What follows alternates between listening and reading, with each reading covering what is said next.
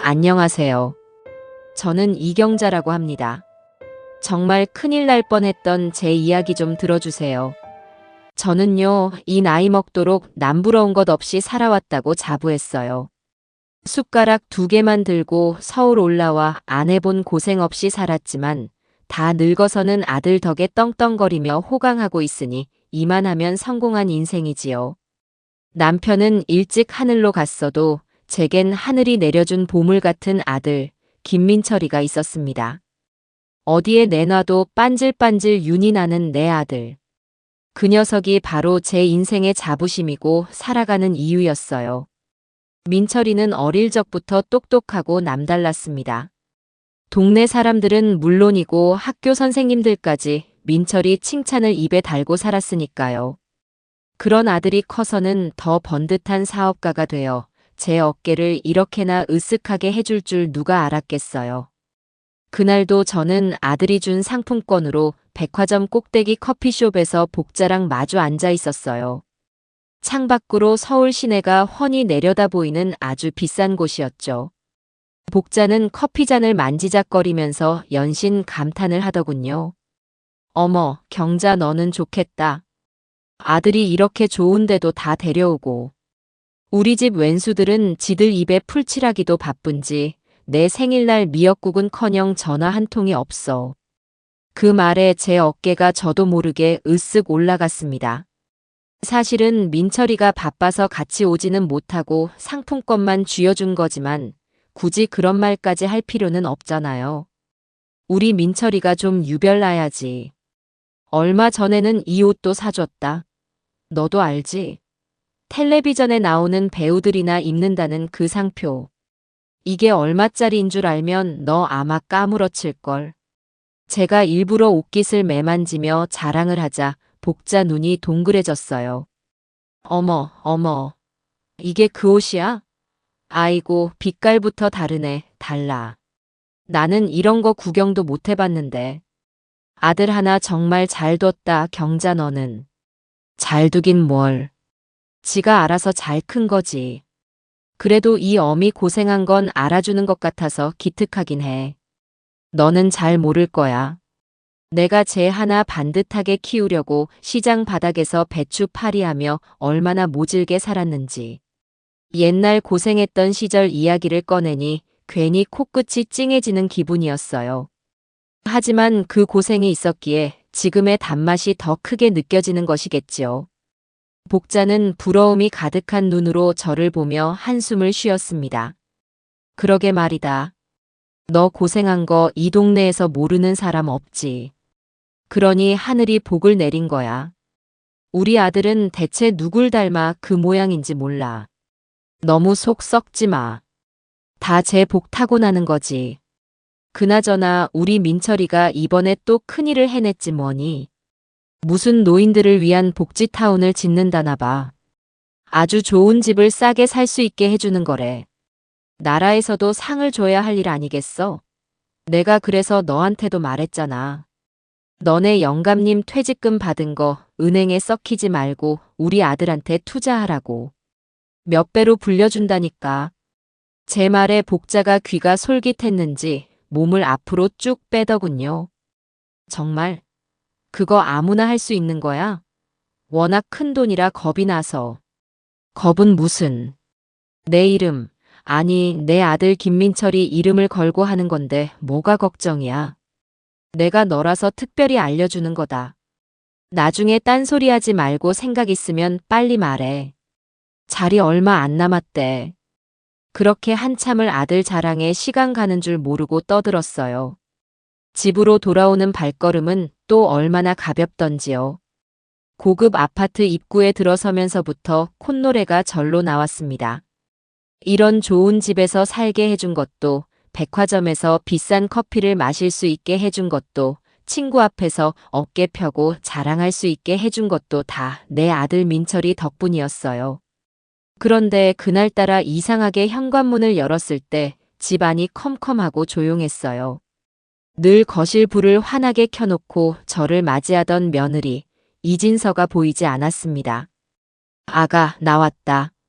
제가 목청을 돋워 불러도 안방에서 아무런 대답이 없었어요. 이상한 마음에 안방 문을 벌컥 열자 며느리가 침대에 멍하니 걸터 앉아 있었습니다. 창문 커튼까지 다 쳐놔서 방 안은 대낮인데도 어두컴컴했고요. 아가, 너 어디 아프니? 왜 불도 안 켜고 이러고 있어? 제 목소리에 그제야 화들짝 놀란 진서가 자리에서 일어났어요. 얼굴을 보니 핏기 하나 없이 새하얗게 질려 있었습니다. 어머니, 오셨어요? 그래. 근데 네 얼굴이 왜 그 모양이야? 어디 안 좋은 데 있어? 병원이라도 가게. 아니에요, 어머니. 그냥 좀 피곤해서요. 진서는 제 눈을 피하며 부엌으로 도망치듯 가버렸어요. 저는 그저 요즘 젊은 애들이 다 그렇듯 그러려니 하고 대수롭지 않게 넘겼습니다. 하지만 그게 시작이었어요. 저녁 준비를 하는 내내 진서는 평소와 달랐습니다. 아끼는 그릇을 손에서 놓쳐 깨뜨리는가 하면 찌개 간을 보다가 국자를 싱크대에 엎지르기도 했죠. 보다 못한 제가 결국 한마디 했습니다. 너 오늘 왜 이렇게 정신을 못 차리니? 무슨 안 좋은 일 있어? 민철이랑 싸우기라도 한 거야? 아니에요, 어머니. 정말 아니에요. 진서는 고개를 세차게 저으며 제게서 등을 돌렸어요. 그 모습에 괜히 속에서 부하가 치밀더군요. 살가운 며느리는 아니었지만 그래도 이렇게까지 저를 답답하게 한 적은 없었는데 말이에요. 아들 민철이는 사업 때문에 바빠서 집에 들어오는 날이 뜸했고 이 넓은 집에는 저와 진서 단둘이 지내는 날이 많았습니다. 그러니 며느리가 저렇게 그늘진 얼굴로 있으니 제 기분까지 덩달아 가라앉는 것 같았어요. 저녁 식사를 하는 내내 우리 사이에는 아무런 대화도 오가지 않았습니다. 어색한 침묵 속에서 숟가락 부딪히는 소리만 달그락거릴 뿐이었죠. 저는 일부러 분위기를 좀 띄워보려고 아들 이야기를 꺼냈습니다. 오늘 복자 만났는데 우리 민철이 사업에 투자하고 싶어서 안달이 났더라. 역시 보는 눈들은 있어가지고. 안 그래, 아가. 제 말에 진서가 움찔하며 수저를 놓쳤어요. 쨍그랑. 요란한 소리를 내며 수저가 바닥으로 떨어졌습니다. 어머니, 그 얘기는 제발. 뭐가? 내가 틀린 말했어? 네 남편이 잘나서 사람들이 몰리는 걸 어떡하니? 너는 남편이 저렇게 고생하는데 기운 나게 해주지는 못할 망정. 왜 그렇게 매가리가 없어? 제 타박에 진서는 아무 말도 하지 못하고 그저 고개만 푹 숙였습니다. 그 떨리는 어깨를 보니 측은한 마음이 들기도 했지만 한편으로는 답답해서 속이 터질 것만 같았어요. 저렇게 약해 빠져서야 어디 큰 사업가 안 사람 노릇을 제대로 하겠나 싶었죠. 그리고 운명의 날이 밝았습니다. 그날 아침은 시작부터 이상했어요. 밤새 뒤숭숭한 꿈을 꾼 탓인지 잠자리가 영 개운치가 않았습니다. 이른 새벽에 눈이 떠져 물이라도 한 잔 마실까 하고 거실로 나갔는데 며느리 진서가 소파에 웅크리고 앉아 있었습니다. 어둠 속에서 하얀 소복처럼 보이는 그 모습에 저도 모르게 악 하고 소리를 지를 뻔했어요. 아가, 너 잠도 안 자고 거기서 뭐 하는 거니? 어머니, 일어나셨어요? 진서의 목소리는 물에 젖은 솜처럼 축축하고 힘이 없었습니다. 달빛에 비친 얼굴은 어젯밤보다 더 새하얗게 보였어요. 꼭 금방이라도 쓰러질 사람처럼 말입니다. 너 정말 어디 아픈 거 아니야? 안 되겠다. 아침 먹고 병원부터 가보자. 제가 걱정스러운 마음에 진서의 이마를 짚으려 다가간 순간이었어요. 갑자기 진서가 제 바짓가랑이를 붙잡고 늘어졌습니다. 아니, 무릎을 꿇었다는 표현이 더 정확하겠네요. 갑작스러운 행동에 너무 놀라 저는 그 자리에 못 박힌 듯 굳어버렸습니다.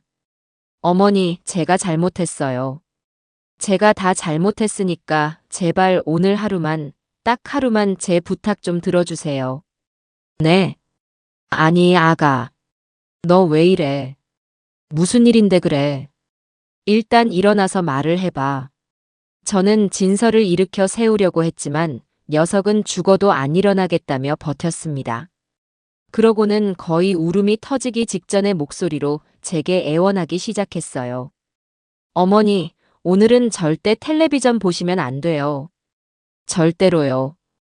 약속해 주세요, 어머니. 제발요. 뭐, 텔레비전은 왜? 그냥요. 그냥 오늘 하루만. 제가 어머니 좋아하시는 고구마도 삶아드리고 하루 종일 어깨도 주물러 드릴게요. 그러니까 우리 오늘 하루는 텔레비전 없이 지내요. 네. 저는 도무지 이 상황을 이해할 수가 없었습니다. 텔레비전을 보지 말라니. 그게 대체 무슨 소리일까요? 혹시 민철이가 깜짝 선물을 준비했는데 그걸 텔레비전으로 먼저 알게 될까봐 저러는 걸까요? 아니면 제가 좋아하는 아침 드라마 주인공이 오늘 죽기라도 한대요. 별의별 생각을 다 해봤지만 며느리가 저렇게까지 절박하게 매달리는 이유를 짐작할 수가 없었습니다. 오히려 저렇게까지 유난을 떠니 무슨 일인지 더 궁금해져서 참을 수가 없었어요. 저는 진서의 손을 뿌리치고 단호하게 말했습니다. 너 지금 나랑 장난하니? 대체 이유가 뭔데 그래? 똑바로 말하지 못해. 제 호통에 진서의 어깨가 크게 움츠러들었습니다. 그 녀석은 차마 제 얼굴은 쳐다보지도 못하고 바닥에 고개를 박은 채 작게 중얼거렸어요. 이유는 나중에 다 말씀드릴게요. 그러니까 지금은 제발. 나중은 무슨 나중. 쓸데없는 소리 그만하고 아침이나 차려. 난 드라마 봐야 하니까. 저는 더 이상 상대할 가치도 없다는 듯 진서를 그대로 내버려 두고 안방으로 들어가 버렸습니다. 등 뒤에서 며느리가 작게 흐느끼는 소리가 들리는 것 같았지만 애써 무시했어요. 지금 생각하면 그때 며느리의 말을 들었어야 했습니다. 그 애절한 부탁을 들어주었더라면 제 남은 인생이 송두리째 무너져 내리는 그 끔찍한 순간을 피할 수 있었을지도 모르는데 말입니다. 하지만 그때의 저는 제 아들에 대한 굳건한 믿음과 며느리에 대한 답답함으로 가득 차서 아무것도 보지도 듣지도 못하는 장님이나 다름없었습니다. 곧 닥쳐올 거대한 파도도 모른 채 저는 그저 아침 드라마 속 주인공의 기구한 운명이나 걱정하고 있었으니 이 얼마나 어리석고 한심한 모습인가요? 저는 안방 문을 닫고 들어와서도 한동안 분이 풀리지 않았어요. 다 늙은 시어미 앞에서 무릎까지 꿇고 텔레비전을 보지 말라니. 이건 상식적으로 이해되는 행동이 아니잖아요. 제 딴에는 며느리가 요즘 스트레스가 많아서 잠시 정신이 오락가락하는가 보다 하고 넘기려고 애썼습니다. 민철이 사업이 워낙 크고 잘 나가니 옆에서 내조하는 녀석도 보통 일은 아닐 거라고요. 그래, 다 이해하려고 노력했어요. 하지만 그렇다고 해서 다 큰 어른이 시어머니가 하는 일에 사사건건 나서서 이래라 저래라 하는 건 버릇없는 행동이지요. 별꼴이야 정말. 저는 혀를 차며 화장대에 앉아 스킨을 발랐습니다. 거울 속 제 얼굴을 보니 밤새 며느리 때문에 신경을 써서 그런지 푸석푸석한 것 같았어요. 괜히 심술이 나서 화장품 뚜껑을 탁 소리가 나게 닫았습니다. 밖에서 훌쩍이는 소리가 잦아드는 걸 보니 이제 제풀에 지쳐 포기했나 보더군요. 아침 드라마가 시작하려면 아직 시간이 좀 남았길래 저는 소파에 편하게 앉아 리모컨을 들었어요. 어디 보자. 오늘은 또 무슨 일이 터지려나. 마치 제 인생에 닥쳐올 폭풍을 예고라도 하듯 드라마 속에서는 여주인공이 남편의 외도 사실을 알고 충격에 빠지는 장면이 나오고 있었습니다. 저는 혀를 끌끌 차며 과자를 집어 입에 넣었어요. 쯧쯧, 저러니 남편이 바람을 피우지. 여자가 똑 부러지는 맛이 있어야지. 남의 집 불구경하듯 참 한가로운 소리를 하고 있었던 겁니다. 드라마 속 여주인공이 겪는 배신감의 크기가 잠시 후 제가 느끼게 될 고통에 비하면 손톱 밑에 가시만도 못하다는 사실을 까맣게 모른 채로요. 드라마가 한창 절정으로 치닫고 있을 때였어요. 여주인공이 남편의 멱살을 잡고 오열하는 그 순간 갑자기 화면이 휙 바뀌었습니다. 띠링 마이너스 하는 요란한 소리와 함께 화면 중앙에 긴급 속보라는 네 글자가 큼지막하게 떠올랐어요. 아, 뭐야. 제일 중요한 순간에. 저는 짜증을 내며 리모컨으로 채널을 돌리려 했습니다. 하지만 제 손은 이내 허공에서 멈추고 말았어요. 앵커의 다급한 목소리가 제 귀에 날아와 박혔기 때문입니다. 시청자 여러분, 방금 들어온 소식입니다. 노인들의 노후 자금을 노린 수천억 원대 대규모 분양 사기 사건의 주범이 오늘 아침 검거되었습니다. 효자골드 노인 복지타운이라는 그럴듯한 이름으로 포장하여 수백 명의 노인들에게 막대한 피해를 입힌 것으로. 효자골드 노인 복지타운? 어디서 많이 들어본 이름이었습니다. 순간 제 머릿속에서 어제 복자에게 자랑을 늘어놓던 제 모습이 스쳐 지나갔어요. 우리 민철이가 이번에 또 큰일을 해냈지 뭐니. 무슨 노인들을 위한 복지타운을 짓는다나 봐. 설마 했어요. 세상에 이름이 같은 사업장이 어디 한두 군데일까요? 저는 애써 불안한 마음을 짓눌렀습니다.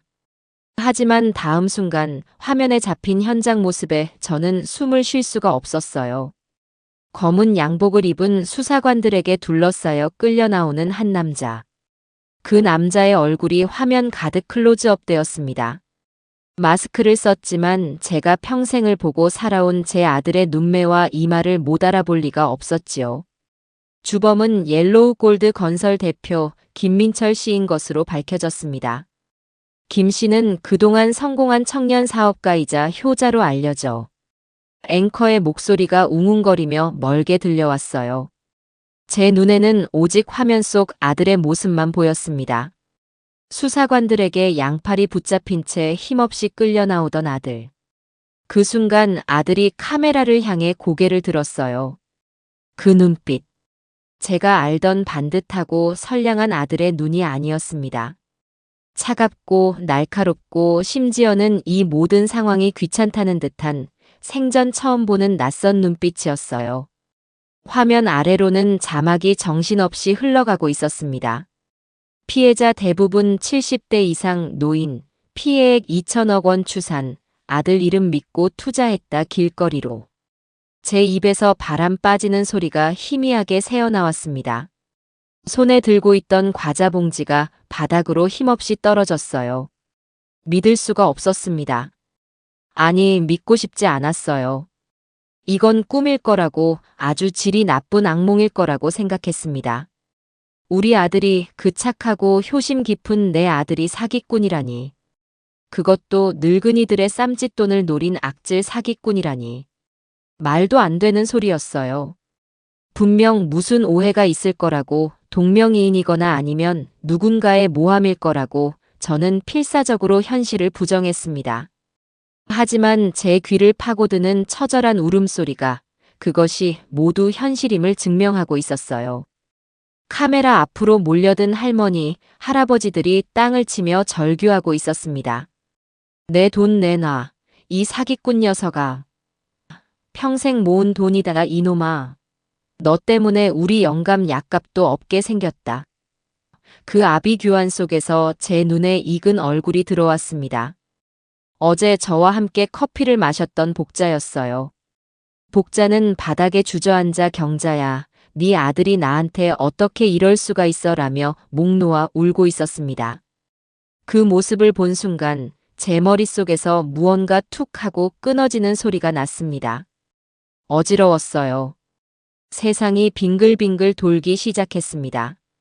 며칠 전부터 안색이 파리했던 며느리의 얼굴, 오늘 아침 무릎을 꿇고 애원하던 그 절박한 모습이 눈앞을 스쳐 지나갔습니다. 어머니, 오늘은 절대 텔레비전 보시면 안 돼요. 절대로요. 진서는 모든 것을 알고 있었던 겁니다. 그래서 저를 필사적으로 말리려 했던 거예요. 저 불쌍한 것이 혼자서 얼마나 속을 태우고 있었을까요? 그런 며느리의 속도 모르고 저는 버럭버럭 화만 냈으니 이 얼마나 미련하고 멍청한 시어미인가요? 후회가 파도처럼 밀려왔지만 이미 늦었습니다.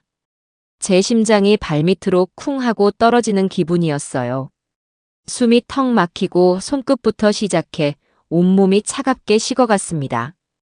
텔레비전 소리, 복자의 울음소리, 세상의 모든 소리가 아득하게 멀어졌어요. 눈앞이 하얗게 변하면서 제 몸이 더 이상 제 것이 아닌 것처럼 느껴졌습니다. 소파 등받이에 기댔지만 몸이 자꾸만 옆으로 기울었어요. 방에서 뛰쳐나온 며느리가 제 이름을 부르며 달려오는 것이 흐릿하게 보였습니다. 하지만 저는 아무런 대답도 아무런 반응도 할 수가 없었어요. 그대로 저는 의식을 잃고 어둠 속으로 끝도 없는 나락으로 떨어져 내리고 말았습니다. 코를 찌르는 역한 소독약 냄새와 규칙적으로 귓가를 울리는 기계음 소리에 저는 아주 천천히 의식의 수면 위로 떠올랐습니다. 눈을 뜨려고 했지만 눈꺼풀에 접착제라도 발라놓은 것처럼 무거워서 좀처럼 말을 듣지 않았어요. 희미한 의식 속에서 누군가 제 손을 꼭 잡고 있는 따뜻한 온기가 느껴졌고 아주 작게 훌쩍이는 소리가 귓가에 맴돌았습니다. 여기가 어딜까? 나는 왜 여기에 누워 있을까?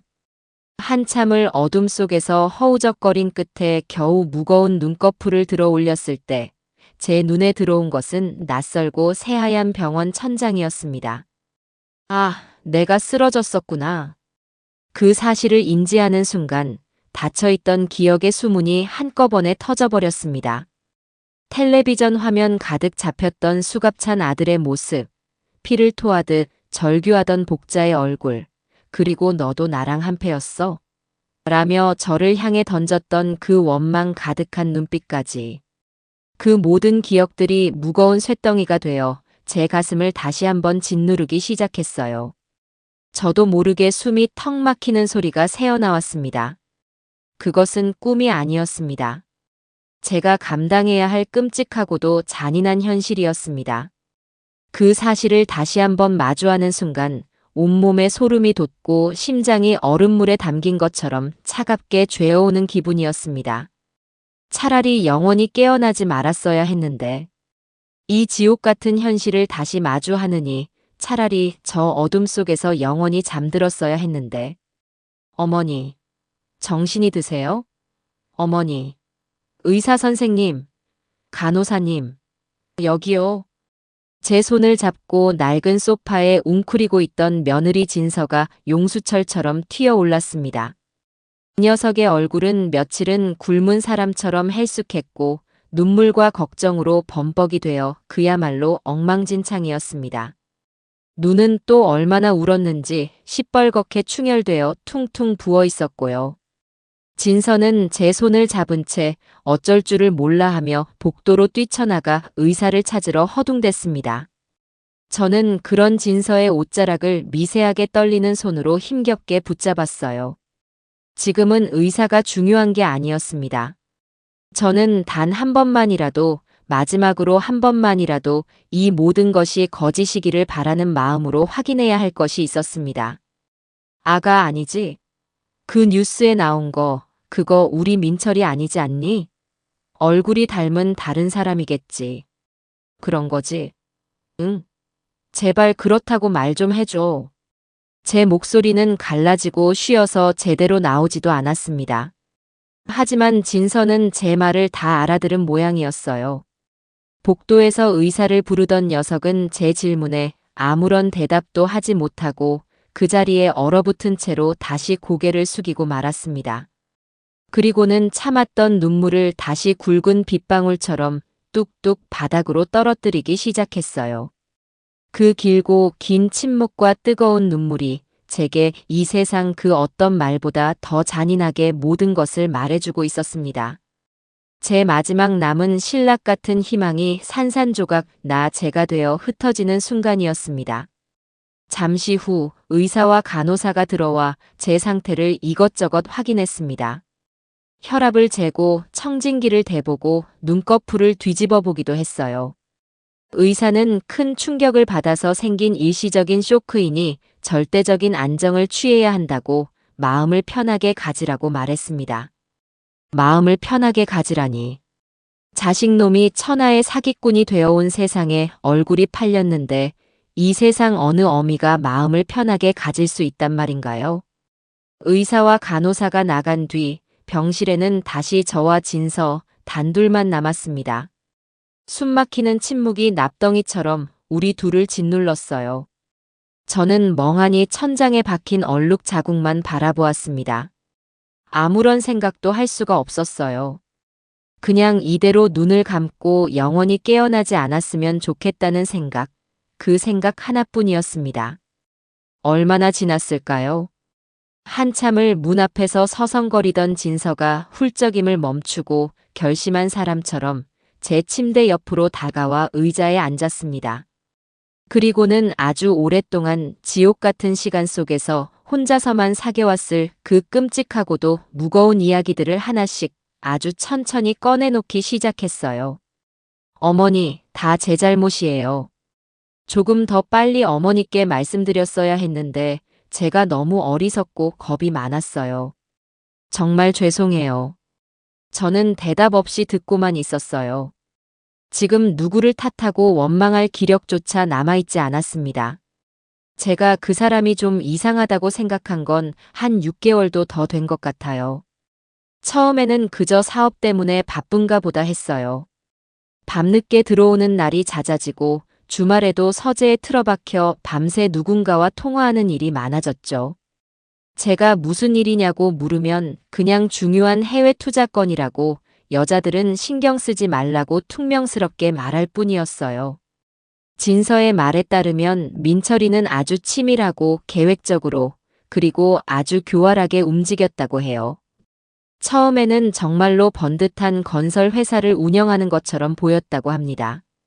하지만 어느 순간부터 회사 돈을 야금야금 빼돌리고 있지도 않은 효자골드 노인 복지타운이라는 유령 사업을 만들어내기 시작한 거죠. 최고급 호텔처럼 보이는 조감도와 온갖 감언이설로 가득 찬 홍보 책자를 만들어서 주로 판단력이 흐린 노인들이 많이 모이는 공원이나 경로당, 복지관 같은 곳을 집중적으로 돌아다니며 사람들을 홀렸다고 합니다. 자식들한테 손 벌리지 않고 우리끼리 품위 있고 편안한 노후를 보낼 수 있는 마지막 기회입니다. 지금 계약하시면 시세의 반값으로 평생 사실 수 있는 자격을 드립니다. 이런 말도 안 되는 소리로요. 한 번은 제가 그 사람 서재를 청소하다가 사업 계획서처럼 보이는 서류 뭉치를 우연히 봤어요. 호기심에 살짝 넘겨봤는데 거기에 이렇게 적혀 있더군요. 주요 공략 대상 70대 이상 독거노인 및 금융 지식이 부족한 노년 부부. 자식과의 관계가 소원할수록 성공 확률 높음. 저는 그때 온몸에 소름이 돋았어요.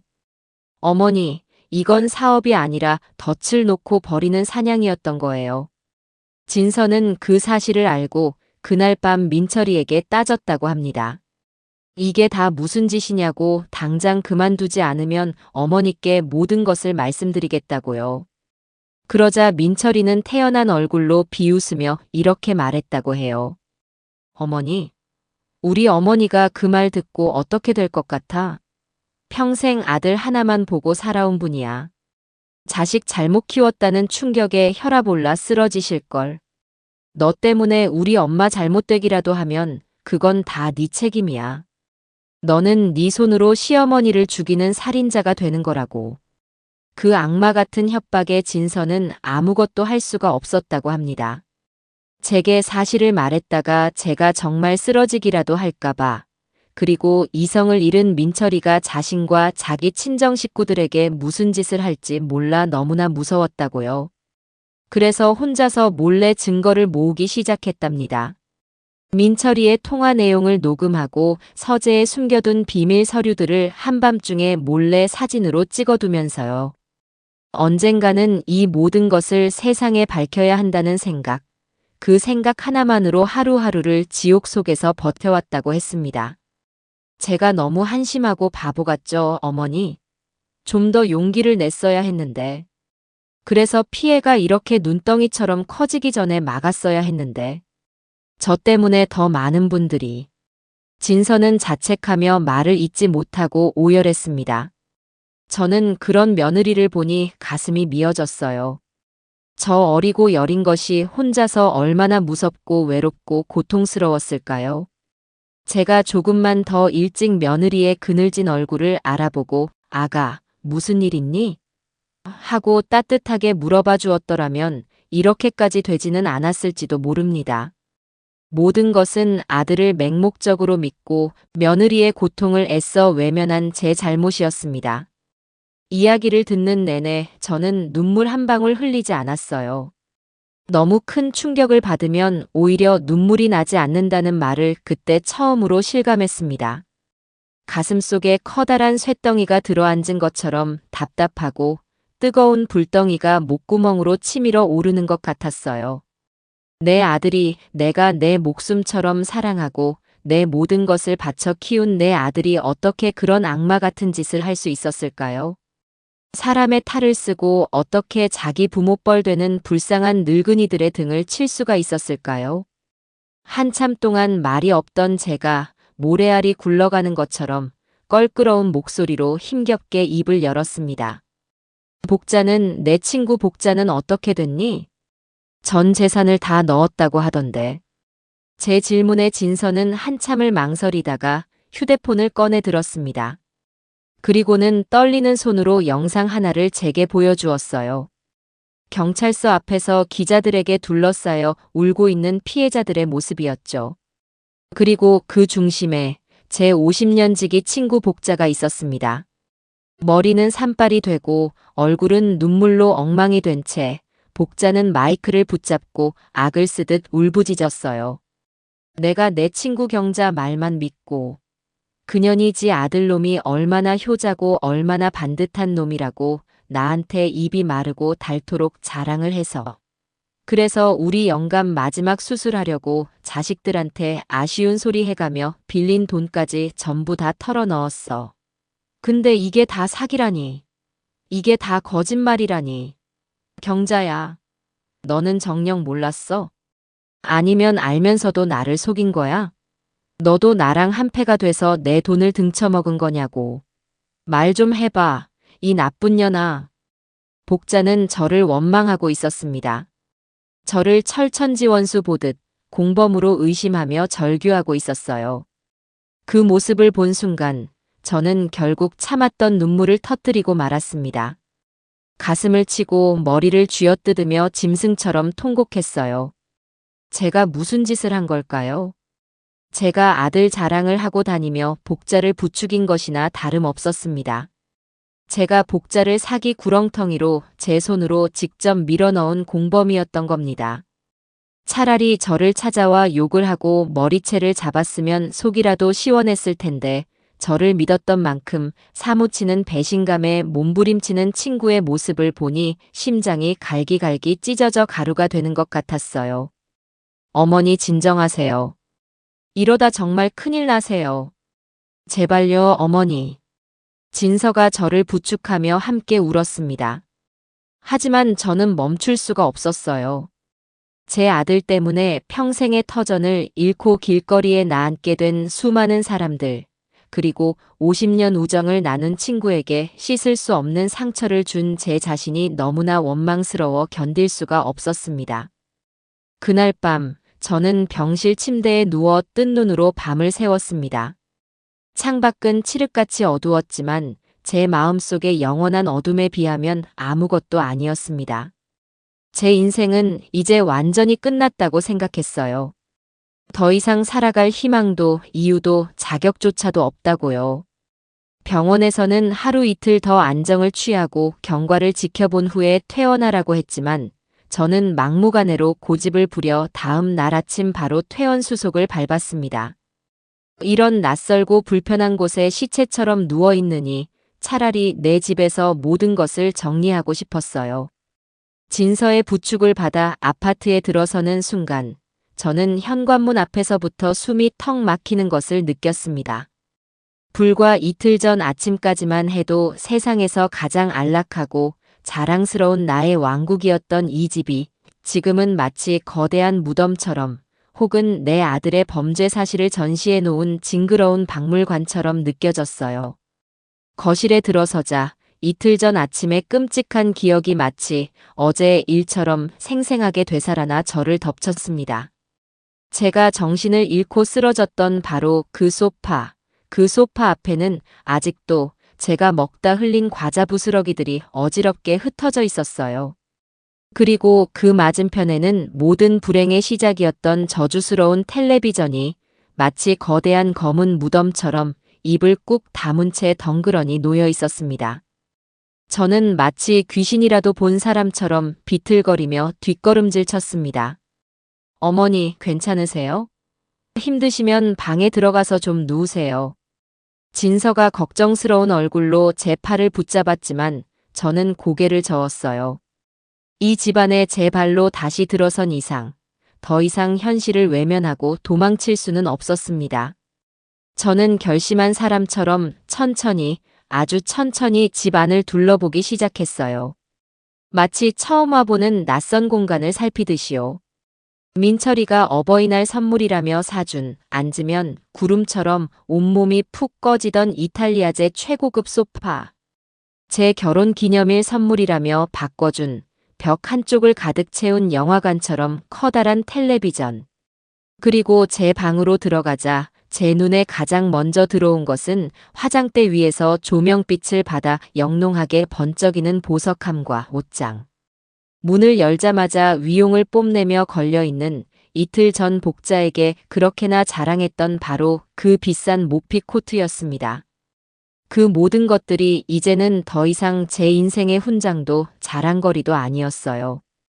그것들은 모두 제 아들이 다른 사람들의 눈에서 피눈물을 뽑아내고 그들의 인생을 송두리째 훔쳐서 마련한 추악한 증거물이었습니다. 저 푹신한 소파에는 평생 모은 돈을 날린 어느 할아버지의 깊은 한숨이 묻어있는 것 같았고, 저 커다란 텔레비전에서는 제 친구 복자의 처절한 절규가 환청처럼 들려오는 듯했습니다. 보석함의 다이아몬드는 억울하게 모든 것을 빼앗긴 어느 할머니의 눈물 방울처럼 보였고, 옷장 속 모피 코트는 수많은 피해자들의 살점을 잔인하게 뜯어 기워 만든 것처럼 징그럽고 역겹게 느껴졌어요. 으아악! 저는 저도 모르게 목이 찢어져라 비명을 질렀습니다. 그리고는 마치 홀린 사람처럼 옷장으로 달려가 그 혐오스러운 모피 코트를 거칠게 끌어내렸어요. 제 손끝에 닿는 부드럽고 윤기나던 그 감촉이 이제는 마치 끈적끈적하고 비릿한 피가 묻어있는 것처럼 느껴져 온몸에 소름이 끼쳤습니다. 어머니, 왜 그러세요? 제발 진정하세요. 놀란 진서가 달려와 제 허리를 끌어안으며 말렸지만 저는 짐승처럼 울부짖으며 며느리를 뿌리쳤어요. 그리고는 부엌으로 달려가 서랍에서 가장 크고 날이 잘 드는 주방 가위를 꺼내 들었습니다. 저는 그 모피 코트를 거실 바닥에 내동댕이치고 가위로 사정없이 자르기 시작했습니다. 싹둑 싹둑 가위날이 번뜩일 때마다 부드러운 털들이 힘없이 잘려나가 허공을 먼지처럼 떠다녔어요. 그것은 단순한 옷이 아니었습니다. 제 아들에 대한 맹목적이고 어리석었던 믿음, 세상 물정 하나 모르고 아들이 벌어다 주는 더러운 돈으로 호의호식했던 지난날의 제 자신 그리고 친구 앞에서까지 잘난 척하며 으스대던 제 천박한 허영심의 결정체였죠. 저는 그 모든 것을 잘라내고 있었습니다. 이 더러운 집에서 제 인생에서 영원히 도려내고 있었습니다. 어머니, 제발 그만하세요. 그러다 다치세요. 진서가 울면서 제 손에서 가위를 뺏으려고 했지만 그때의 저는 아무도 말릴 수 없는 분노와 광기에 휩싸여 있었습니다. 한참 동안이나 미친 사람처럼 가위질을 해대자 얼마 전까지만 해도 수백만 원을 호가하며 제 어깨를 으쓱하게 만들어주던 모피 코트는 이제 형체도 알아볼 수 없는 너덜너덜한 걸레 조각이 되어 바닥에 나뒹굴었어요. 저는 숨을 헐떡이며 그 자리에 주저앉았습니다. 온몸에서 힘이 쭉 빠져나갔지만 이상하게도 가슴을 짓누르던 커다란 돌덩이가 조금은 작아진 듯한 기분이었습니다. 그렇게 한바탕 광란의 소동을 치르고 난 뒤 저는 넋이 나간 사람처럼 한참을 바닥에 앉아 있었어요. 진서는 아무 말 없이 제 곁을 지키며 빗자루와 쓰레받기를 가져와 묵묵히 거실 바닥에 흩어진 털 조각들을 쓸어 담았습니다. 얼마나 시간이 흘렀을까요? 제가 먼저 침묵을 깨고 마른 입술을 열었습니다. 아가. 네, 어머니. 나는 이 집에서 단 하루도 더는 못 살겠다. 진서는 말없이 저를 바라보았습니다. 여기에 있는 모든 것들이, 저 소파도, 저 텔레비전도, 이 집조차도 다 그 애가 남의 눈에서 피눈물 뽑아서 훔쳐온 것들이야. 나는 도둑의 어미였어. 이런 도둑의 소굴에서 내가 어떻게 숨을 쉬고 어떻게 발 뻗고 잠을 잘 수가 있겠니? 제 말에 진서는 조용히 고개를 끄덕였습니다. 저는 비틀거리며 자리에서 일어나 안방 서랍 가장 깊숙한 곳에 넣어두었던 제 명의로 된 집문서와 땅문서 몇 개를 꺼내왔어요. 모두 민철이가 사업이 잘 된다며 세금 문제 때문에 그런다고 제게 맡겨두었던 재산들이었습니다. 저는 그것들을 진서 앞에 내밀었습니다. 이것도 다 그의 돈일 게다. 아니, 그의 돈이 아니지. 우리 불쌍한 피해자들 돈이지. 이것들을 다 팔아서 먼지 한 톨이라도 그분들께 돌려드려야겠다. 어머니. 진서의 눈에 다시 눈물이 차올랐습니다. 저는 그런 며느리의 손을 잡고 진심으로 사과했어요. 그리고 아가. 너한테는 정말 면목이 없다. 내가 네 인생을 망쳤어. 저런 악마 같은 놈인 줄도 모르고 너를 내 며느리로 들였으니 내가 평생 갚아도 못 갚을 죽을 죄를 지었다. 어서 이 집을 떠나거라. 너는 아직 젊고 새 인생을 시작해야지. 이런 끔찍한 집구석에 더는 발 묶여있지 말고. 그러자 진서는 제 손을 더욱 꽉 잡으며 고개를 세차게 저었습니다. 아니에요, 어머니. 어머니 잘못이 아니에요. 그리고 저 안 떠나요. 이제 이 집에는 어머니랑 저 둘뿐이에요. 제가 어머니를 지켜드릴 거예요. 이제부터는 제가 어머니 딸 할래요. 그 말에 저는 결국 또다시 뜨거운 눈물을 터뜨리고 말았습니다. 이런 지옥 같은 상황에서 저를 원망하기는커녕 오히려 저를 지키고 제 딸이 되어주겠다는 며느리가 너무나 고맙고 대견해서 가슴이 미어졌어요. 저는 아들을 잃었지만 어쩌면 진짜 딸 하나를 얻은 것일지도 모른다는 생각이 들었습니다. 그 순간 제 머릿속을 가득 채우고 있던 절망의 안개가 걷히고 앞으로 제가 무엇을 해야 할지 길이 선명하게 보이기 시작했습니다. 이대로 주저앉아 울고만 있을 수는 없었습니다. 아들이 저지른 죄는 아들의 몫이지만 그 죄의 뿌리를 뽑고 조금이라도 바로잡는 것은 그 악마를 세상에 내놓은 어미로서 제게 남겨진 마지막 책임이자 속죄의 길이었습니다. 저는 결심한 사람처럼 자리에서 벌떡 일어났습니다. 그리고 진서를 보며 전과는 비교할 수 없이 단호하고 강한 목소리로 말했어요. 아가, 옷 입어라. 네. 어디 가시게요?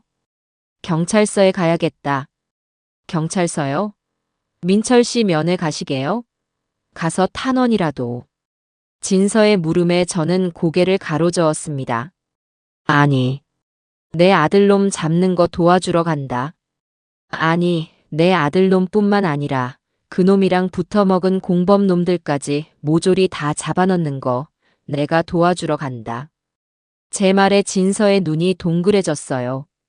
아마 제가 아들을 위해 눈물로 용서를 빌러갈 줄 알았던 모양입니다. 하지만 저는 이미 마음을 정했어요.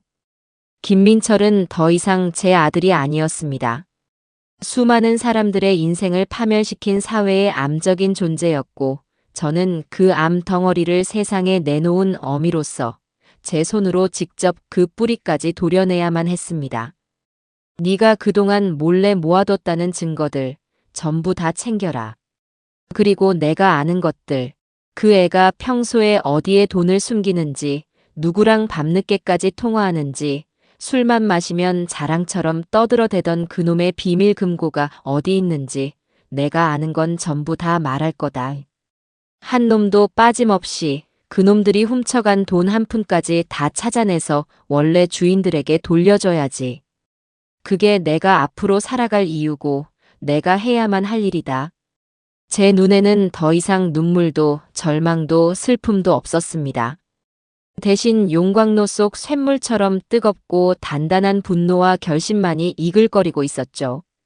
그런 제 모습을 본 진서의 눈에서도 이내 뜨거운 무언가가 함께 타오르기 시작했습니다. 녀석은 말없이 고개를 힘차게 끄덕였어요. 우리 두 사람은 더 이상 약하고 불쌍한 피해자가 아니었습니다. 정의를 위해 그리고 속죄를 위해 싸우기로 결심한 세상에서 가장 강한 동지가 되어 있었으니까요. 우리는 그렇게 서로의 손을 잡고 모든 것을 바로잡기 위한 첫걸음을 내딛기 위해 집을 나섰습니다. 바깥 날씨는 여전히 흐리고 차가웠지만 제 마음은 이상하리만치 뜨겁고 투명했습니다. 경찰서로 향하는 제 발걸음은 천근만근 무거웠지만 마음만은 이상할 정도로 비장하고 단단했습니다. 제 손으로 아들을 더 깊은 나락으로 밀어 넣어야 한다는 사실이 어미로서 가슴을 저미는 것은 사실이었어요. 하지만 그보다 더 큰 불길이 제 안에서 타오르고 있었습니다. 내 아들의 죄 때문에 평생을 일군 모든 것을 잃고 길거리에 나앉은 수많은 사람들, 그리고 저를 철천지원수 보듯 하던 친구 복자의 얼굴이 눈앞에 어른거렸기 때문입니다. 그분들의 피눈물을 닦아주기 전까지는 저 역시 죄인의 어미로서 눈을 감을 자격조차 없다고 생각했어요. 경찰서는 텔레비전에서 보던 것보다 훨씬 더 복잡하고 어수선한 곳이었습니다. 여기저기서 고성이 오가고 술에 취해 횡설수설하는 사람, 억울함을 호소하며 우는 사람, 그리고 지친 얼굴의 경찰관들이 정신없이 오갔어요. 저와 진서는 한참을 입구에서 서성이다가 겨우 안내 데스크에 가서 민철이 사건을 담당하는 형사님을 만나러 왔다고 말했습니다. 잠시 후 피곤에 젖은 얼굴의 중년 형사 한 분이 우리 앞으로 다가왔어요. 명찰에는 강력 3팀 박성철이라고 적혀 있었습니다. 김민철 씨 어머니 되십니까? 박 형사님의 목소리는 낮고 건조했어요. 그 눈빛에는 동정심보다는 약간의 의심과 경계심이 서려 있는 듯 했습니다. 하긴 아들이 저지른 죄가 있으니 그 어미라고 해서 곱게 보일 리가 없겠지요. 저는 고개를 숙이며 힘겹게 입을 열었습니다. 네, 맞습니다. 제가 김민철 어미입니다. 면회 오신 겁니까? 면회 시간은 아직 멀었는데. 아닙니다, 형사님. 면회가 아니라 제보를 하러 왔습니다. 제 말에 박 형사님의 눈썹이 꿈틀했습니다. 그는 의심스러운 눈으로 저와 제 옆에 선 진서를 번갈아 쳐다보았어요. 저는 더 이상 망설이지 않고 진서가 그동안 목숨을 걸고 모아온 증거들을 가방에서 꺼내 책상 위에 올려놓았습니다. 민철이의 통화 내용이 담긴 작은 녹음기와 각종 계약서와 장부들을 몰래 찍어둔 사진들이 담긴 USB였어요. 이건 제 며느리가 그동안 모은 것들입니다. 아마 수사에 도움이 될 겁니다. 박 형사님은 말없이 녹음기와 USB를 집어들고 잠시 살피더니 우리를 작은 조사실로 데리고 들어갔습니다. 차가운 쇠 책상과 의자 몇 개가 전부인 아주 삭막한 방이었어요. 그는 진서가 내민 증거들을 컴퓨터에 연결해 하나씩 확인하기 시작했습니다. 녹음기에서 민철이의 목소리가 흘러나오자 저는 저도 모르게 눈을 질끈 감았습니다. 박 부장, 이번에 들어온 할망구 돈은 바로 다른 계좌로 돌려놔. 어계좌 말고 새로 판 시계좌로. 절대 흔적 남기면 안 돼. 아들의 목소리는 제가 알던 그 다정한 목소리가 아니었어요. 냉정하고 계산적이고 교활하기 짝이 없는 범죄자의 목소리였습니다. 진서가 모아온 증거들을 확인하는 동안 박 형사님의 표정은 점점 더 심각해졌습니다. 그는 한숨을 내쉬며 턱을 쓰다듬었어요. 이런 중요한 걸 왜 이제야 가져오셨습니까? 조금만 더 일찍 왔더라면 피해를 줄일 수 있었을 텐데요. 그의 원망 섞인 말투에 진서가 고개를 숙이며 말했습니다. 죄송합니다. 남편이 어머니를 걸고 협박하는 바람에 제가 너무 어리석었습니다. 박 형사님은 더 이상 진설을 다그치지 않고 이번에는 저를 향해 시선을 돌렸습니다. 어머님께서는 아드님이 이런 일을 벌이고 있다는 걸 정말 모르셨습니까? 네. 정말입니다. 까맣게 몰랐습니다. 저는 제 아들이 세상에서 가장 반듯하고 착한 아들인 줄로만 알고 살았습니다. 이 죄인의 어미가 너무나 멍청하고 아둔했습니다. 제 목소리가 심하게 떨려 나왔습니다. 박 형사님은 제 눈을 한참 동안이나 들여다보았어요. 그 눈빛 속에서 의심이 조금씩 걷히고 인간적인 연민 같은 것이 비치는 듯 했습니다. 저는 이 기회를 놓치지 않고 제가 아는 모든 것을 털어놓기 시작했습니다. 형사님, 우리 아들놈은 아주 교활하고 치밀한 놈입니다. 절대 자기 손에 돈을 쥐고 있는 놈이 아니에요. 분명 다른 사람 이름으로 된 통장에 돈을 다 숨겨뒀을 겁니다. 그리고 술만 마시면 입버릇처럼 자랑하던 비밀 금고가 있어요. 자기 서재에 아무도 모르는 공간이 있다고, 거기에는 자기 목숨보다 더 중요한 것들이 들어있다고 늘 말했었습니다. 그리고 박 부장이라는 사람하고 밤늦게까지 통화하는 걸 여러 번 들었습니다.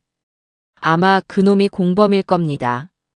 저는 제가 기억하는 모든 것, 민철이가 무심코 흘렸던 말 한마디까지 전부 다 쏟아냈습니다. 제 이야기를 듣는 동안 박 형사님은 쉴 새 없이 수첩에 무언가를 받아 적었어요. 한참 동안 제 이야기를 다 듣고 난 그는 잠시 생각에 잠기더니 제게 이렇게 말했습니다. 어머님, 지금부터가 중요합니다. 김민철은 아마 어머님께 연락을 취하려 할 겁니다. 분명 억울하다며 눈물로 호소하며 어머님의 마음을 약하게 만들려고 하겠죠. 그리고 분명 무언가를 부탁할 겁니다. 증거를 숨겨달라거나 누군가에게 뭘 전달해달라거나. 그때 절대로 넘어가시면 안 됩니다. 저희에게 바로 연락을 주셔야 합니다. 어머님께서 저희를 도와주셔야 저희도 아드님의 숨겨진 재산을 찾아서 피해자들에게 돌려드릴 수가 있습니다. 하실 수 있겠습니까? 네, 하고 말고요. 내 아들놈이 저지른 죄, 이 어미가 전부 다 바로잡을 겁니다. 그놈이 평생 감옥에서 썩게 된다고 해도 저는 눈 하나 깜짝 안 할 겁니다. 제 단호한 대답에 박 형사님은 자리에서 일어나 제게 고개를 숙였습니다. 어머님의 용기에 정말 감사드립니다. 그 말을 듣는 순간 저는 제 아들이 저지른 끔찍한 죄와는 별개로 인간으로서 옳은 길을 선택했다는 작은 위안을 얻을 수 있었습니다. 경찰서를 나온 뒤 저와 진서는 말없이 집으로 향했습니다. 하늘은 여전히 잿빛이었지만 제 마음속을 짓누르던 무거운 돌덩이는 한결 가벼워진 기분이었어요. 이제 내가 무엇을 해야 할지 분명해졌기 때문일까요? 그날 이후 저는 하루 종일 전화기만 붙들고 살았습니다. 박 형사님의 말대로 분명 민철이에게서 연락이 올 것이라고 생각했기 때문입니다. 그리고 예상은 정확히 맞아떨어졌어요. 이틀 뒤 모르는 번호로 전화 한 통이 걸려왔습니다. 교도소에 있는 아들이었습니다. 어머니, 저 민철이에요.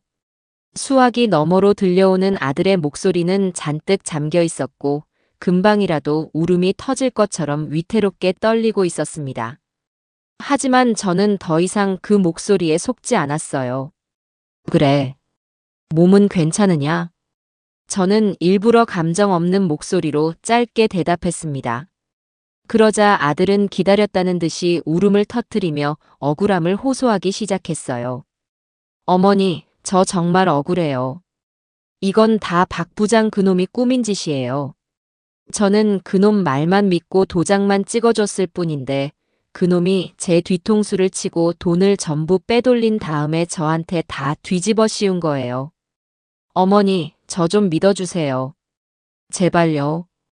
참으로 가증스러운 연기였습니다. 예전 같았으면 오냐오냐 내 아들 얼마나 억울하냐며 함께 울며 가슴을 쳤겠지만 지금의 저는 달랐습니다. 그래서 나더러 뭘 어쩌라는 거냐? 어머니, 제가 여기서 나가려면 증거가 필요해요.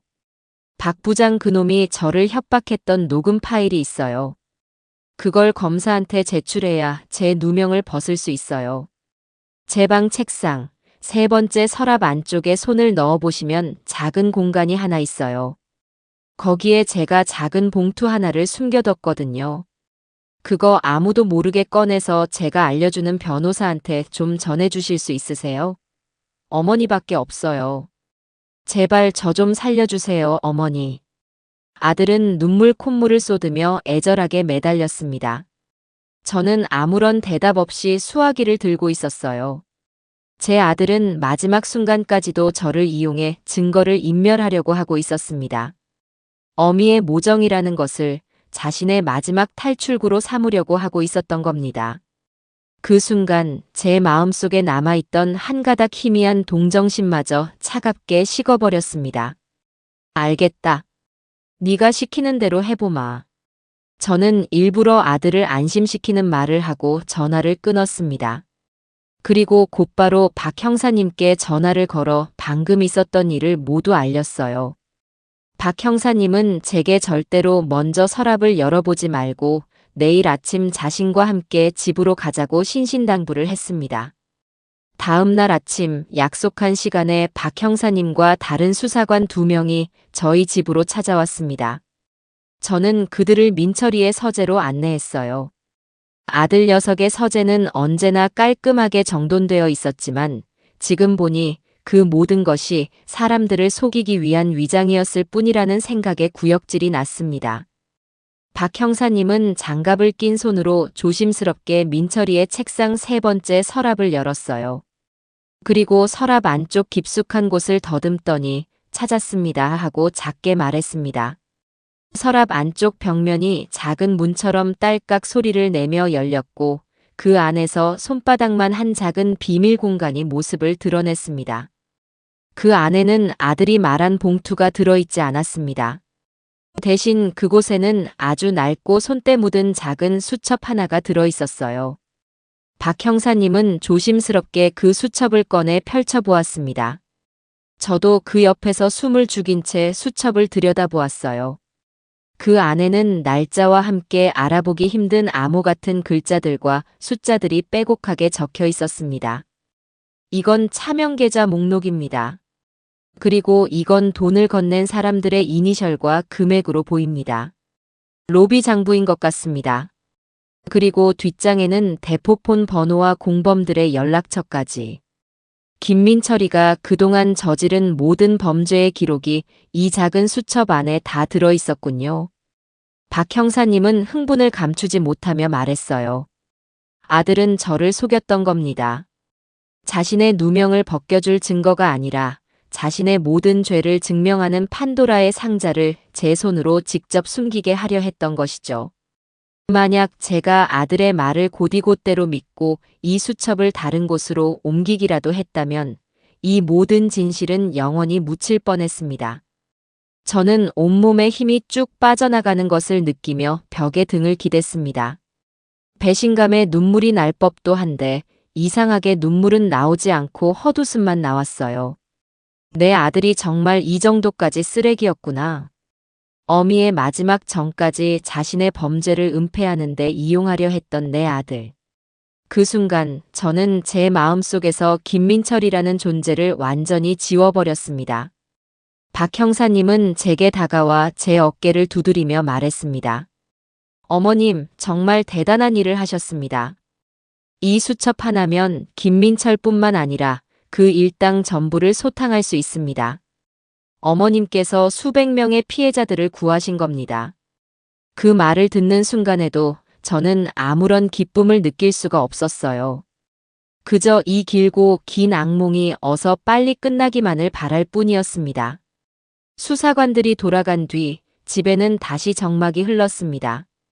저는 민철이의 서재에 한참을 서서 텅 비어버린 책상 서랍을 멍하니 바라보았습니다. 이제 정말 모든 것이 끝났다는 생각이 들었습니다.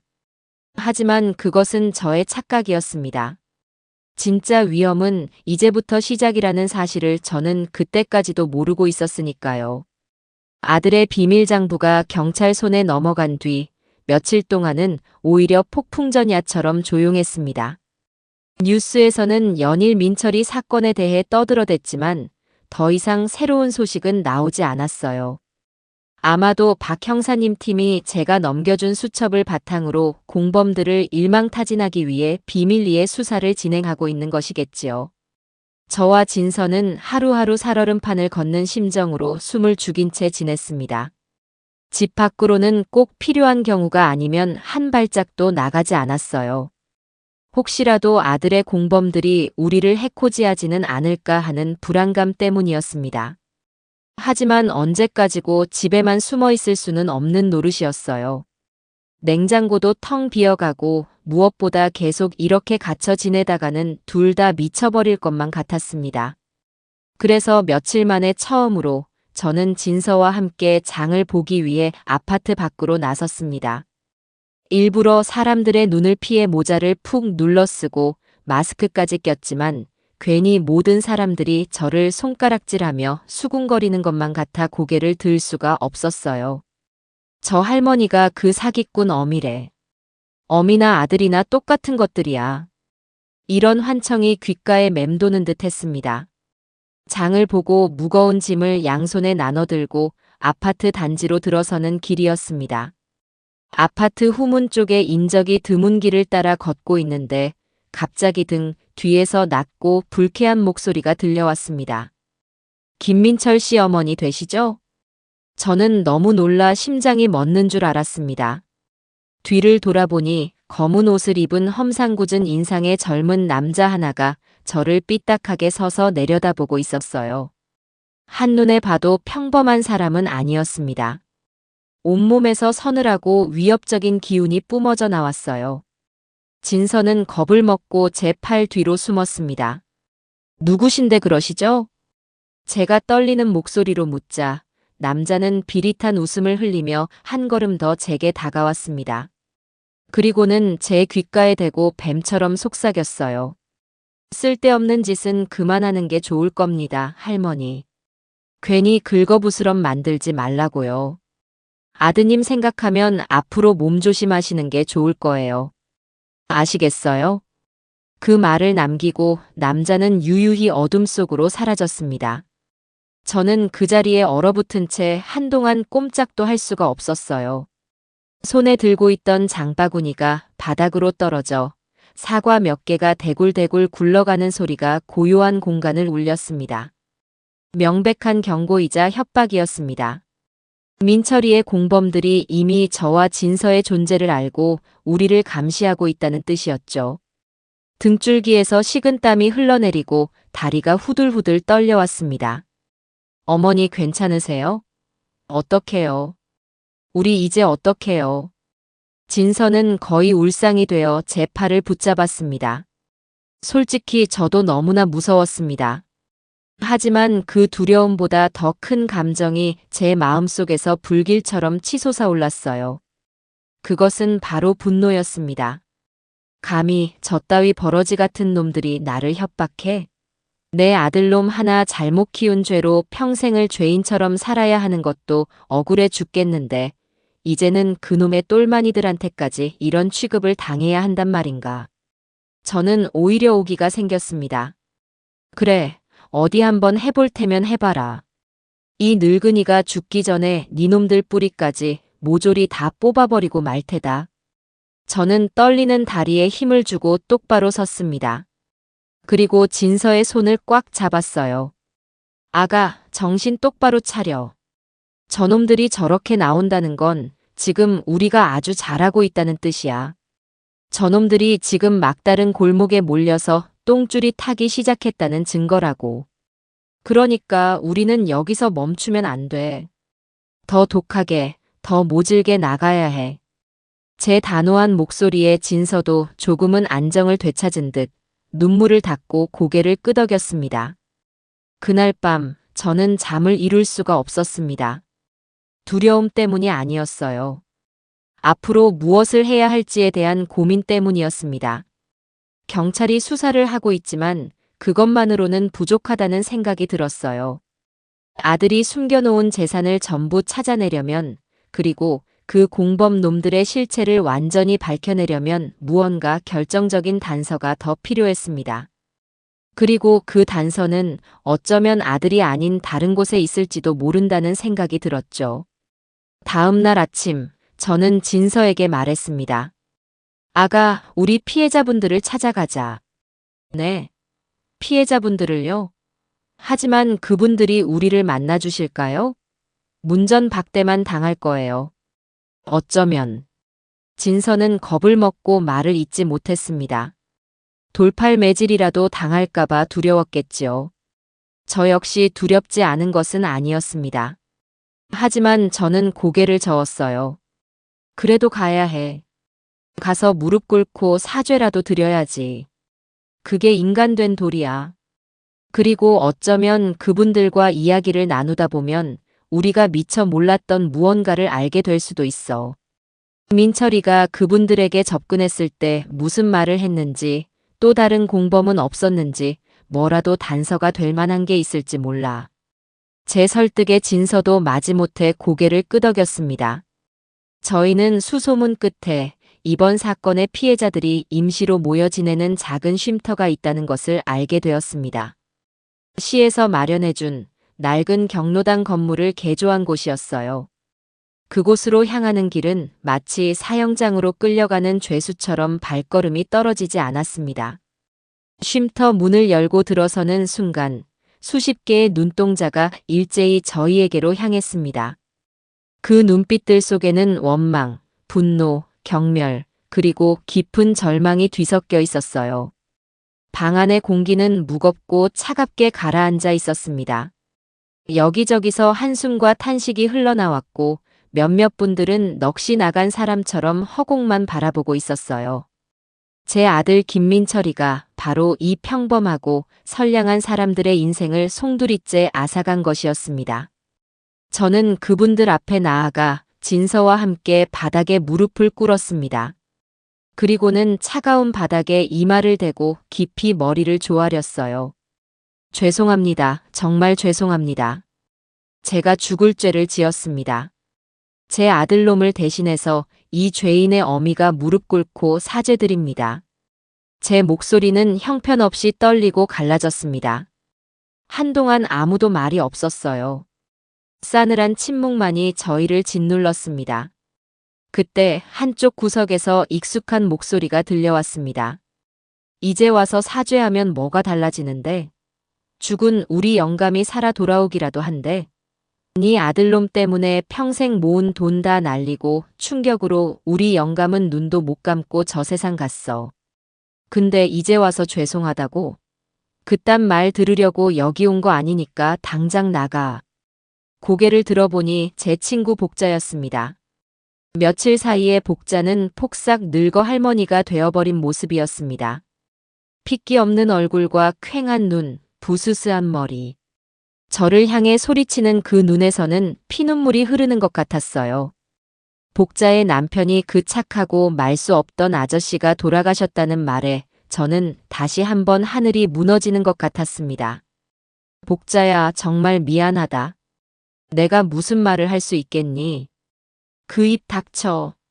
네 그 더러운 입으로 내 이름 부르지 마. 너랑 네 아들놈 때문에 내 인생은 끝났어. 당장 내 눈앞에서 사라져. 복자는 옆에 있던 방석을 집어 제게 던졌습니다. 다른 분들도 덩달아 저희에게 비난을 퍼붓기 시작했어요. 사기꾼의 어미가 여긴 왜 와?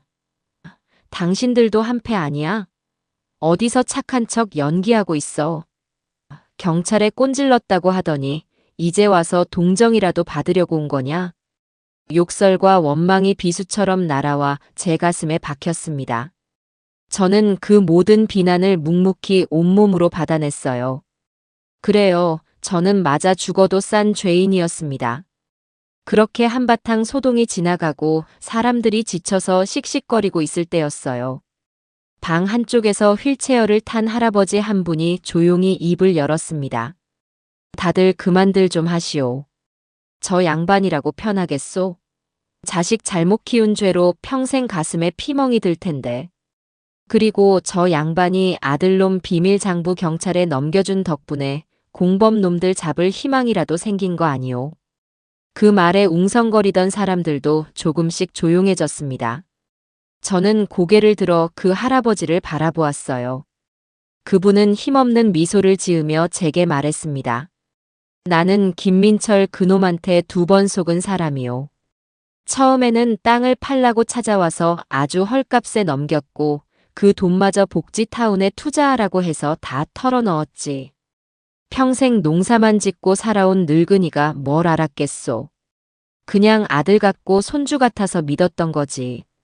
할아버지의 이야기를 시작으로 다른 분들도 하나둘씩 자신들의 기막힌 사연을 털어놓기 시작했습니다. 다들 제 아들 민철이의 그 선량해 보이는 얼굴과 효자라는 소문에 감쪽같이 속아 넘어갔던 것이었어요. 저는 그분들의 이야기를 들으며 죄책감에 고개를 들 수가 없었습니다.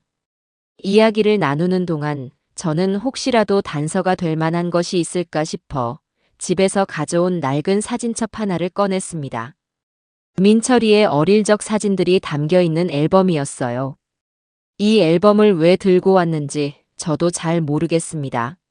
어쩌면 이 선량한 분들에게 제 아들도 처음부터 악마는 아니었다고 이렇게 천사처럼 웃던 시절도 있었다고 보여주고 싶었던 걸지도 모릅니다.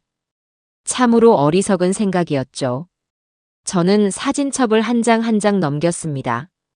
돌잔치 사진, 유치원 졸업식 사진, 초등학교 입학식 사진 속에 민철이는 하나같이 해맑고 사랑스럽게 웃고 있었습니다. 이 아이가 커서 어떻게 그런 끔찍한 괴물이 되었을까요? 제 눈에서 뜨거운 눈물이 앨범 위로 뚝뚝 떨어졌습니다. 그렇게 한참 동안이나 앨범을 들여다보던 제 손가락이 어느 한 사진 앞에서 멈췄습니다. 초등학교 2학년 때쯤이었을까요? 시골 할머니 댁에 놀러가서 찍은 사진이었습니다. 사진 속에서 민철이는 감나무 아래에 땅을 파고 작은 깡통 상자 하나를 묶고 있었어요. 그리고는 카메라를 보며 아주 자랑스러운 표정으로 환하게 웃고 있었죠. 그 사진을 보는 순간 제 머릿속에서 아주 오래전의 기억 하나가 안개 속에서처럼 아련하게 떠올랐습니다. 그날 흙투성이가 된 채로 제게 달려와서 자랑하던 아들의 목소리가 귓가에 생생하게 들려오는 듯했어요. 엄마, 엄마. 나 저기 감나무 밑에 세상에서 제일 소중한 보물을 묻었어. 아무한테도 말하면 안 돼. 나중에 내가 어른이 되면 꺼낼 거야. 세상에서 제일 소중한 보물. 그때는 그저 아이의 귀여운 장난이라고만 생각하고 웃어넘겼습니다. 하지만 지금 이 순간 그 기억은 제게 전혀 다른 의미로 다가왔습니다. 어릴 적부터 무언가를 숨기는 데에 특별한 재능과 집착을 보였던 내 아들. 그 녀석에게 비밀 장소란 어떤 의미였을까요? 그 순간 제 머릿속에 무언가 번개처럼 강렬한 예감이 스쳐 지나갔습니다. 혹시? 설마? 아니, 그럴 리가. 하지만 한번 피어오른 의심의 불씨는 걷잡을 수 없이 타오르기 시작했습니다. 어쩌면 그 감나무 아래에 내 아들이 숨겨둔 마지막 진실이 잠들어 있을지도 모른다는 미친 생각이 제 온몸을 전율처럼 휩싸고 있었습니다. 쉼터에서 집으로 돌아오는 내내 제 머릿속은 온통 시골집 감나무 생각뿐이었습니다. 사진 속에서 환하게 웃고 있던 어린 아들의 모습과 세상에서 제일 소중한 보물이라며 속삭이던 그 목소리가 계속해서 귓가에 맴돌았어요. 물론 이건 다 늙은 할머니의 헛된 망상일 수도 있었습니다. 십수년도 더 지난 어린아이의 장난을 가지고 제가 너무 심각하게 생각하는 것일 수도 있었죠.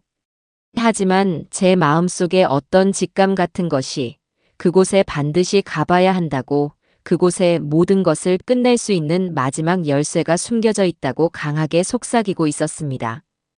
집에 도착하자마자 저는 진서에게 제 생각을 털어놓았습니다. 아가, 우리 시골에 한번 다녀와야겠다. 시골에요? 갑자기 시골은 왜요, 어머니? 저는 진서에게 낡은 앨범을 펼쳐 감나무 아래에 선 아들의 사진을 보여주며 오래전의 기억을 이야기해 주었습니다.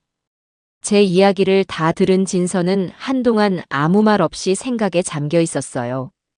그 표정을 보니 제 이야기가 너무 허무맹랑하게 들려서 어이없어 하는 것 같기도 했습니다. 어머니, 그건 너무 오래전 일이잖아요. 그냥 아이들 장난이었을 수도 있고요. 괜히 헛걸음만 하시는 거 아닐까요? 나도 알아. 내가 지금 제정신이 아닌 소리를 하고 있다는 거. 하지만 아가, 이상하게 자꾸만 그곳에 가봐야 한다는 생각이 들어. 그놈은 어릴 때부터 그랬어. 자기가 아끼는 구슬이나 딱지 같은 건 꼭 아무도 모르는 곳에 숨겨두곤 했지. 그리고 그걸 찾아내면 어린애답지 않게 불같이 화를 냈어. 자기만의 비밀 공간에 대한 집착이 아주 강한 아이였지. 어쩌면 그 버릇이 지금까지 이어져 온 걸지도 몰라. 제 간절한 설득에 진서도 마침내 고개를 끄덕였습니다. 어쩌면 진서 역시 지푸라기라도 잡는 심정으로 제 허무맹랑한 직감에 기대를 걸어보고 싶었는지도 모릅니다. 문제는 어떻게 그곳까지 가느냐였습니다. 민철이의 공범들이 저희를 감시하고 있다는 것을 아는 이상 함부로 움직였다가는 무슨 일을 당할지 몰랐어요. 차를 타고 가면 금방이겠지만 그러면 틀림없이 꼬리가 붙을 것이 뻔했습니다. 고민 끝에 저희는 일부러 사람들의 눈을 속이기로 했습니다. 다음 날 새벽 저희는 등산복 차림으로 집을 나섰어요. 마치 동네 뒷산에 아침 운동이라도 가는 것처럼요. 그리고는 버스를 타고 지하철을 타고 일부러 시내를 몇 바퀴나 빙빙 돌았습니다. 혹시라도 누군가 따라붙었을까봐 버스에서도 여러 번 중간에 내렸다 타기를 반복했어요. 그렇게 한나절을 꼬박 길 위에서 보낸 뒤에야 저희는 겨우 시골로 가는 시외버스에 몸을 실을 수 있었습니다. 버스는 한적한 시골길을 한참이나 달렸습니다. 차창 밖으로 익숙한 풍경들이 스쳐 지나갈 때마다 제 마음속에서는 잊고 있던 옛 기억들이 파노라마처럼 펼쳐졌어요. 남편과 함께 땀 흘려 밭을 갈던 기억, 어린 민철이를 업고 콧노래를 부르며 걷던 이 길. 그때는 가난했지만 참 행복했었는데 이렇게 반듯하고 예쁘기만 하던 내 아들이 어쩌다 그런 무서운 괴물이 되어버렸을까요? 제 눈가에 또다시 뜨거운 눈물이 맺혔습니다. 몇 시간을 달려 도착한 고향 마을은 제가 기억하던 모습과는 많이 달라져 있었습니다. 젊은 사람들은 다 도시로 떠나고 이제는 빈집들이 더 많은 쇠락한 시골 마을이 되어 있었죠. 저희가 내린 정류장에는 사람 그림자 하나 보이지 않았습니다. 저희의 옛집은 마을에서도 가장 외진 곳에 떨어져 있었어요. 저희는 흙먼지가 날리는 비포장도로를 한참이나 걸어 들어갔습니다. 마침내 저 멀리 금방이라도 쓰러질 듯 낡고 허름한 저희의 옛집이 보였을 때 저는 그 자리에 우뚝 멈춰 서고 말았습니다. 대문은 반쯤 부서져 떨어져 나갔고 마당에는 사람 키만큼 잡초가 무성하게 자라 있었어요. 그 모습이 마치 모든 희망을 잃고 폐허가 되어버린 제 인생을 보는 것만 같아 가슴이 아려왔습니다. 어머니. 진서가 걱정스럽게 제 팔을 부축했습니다.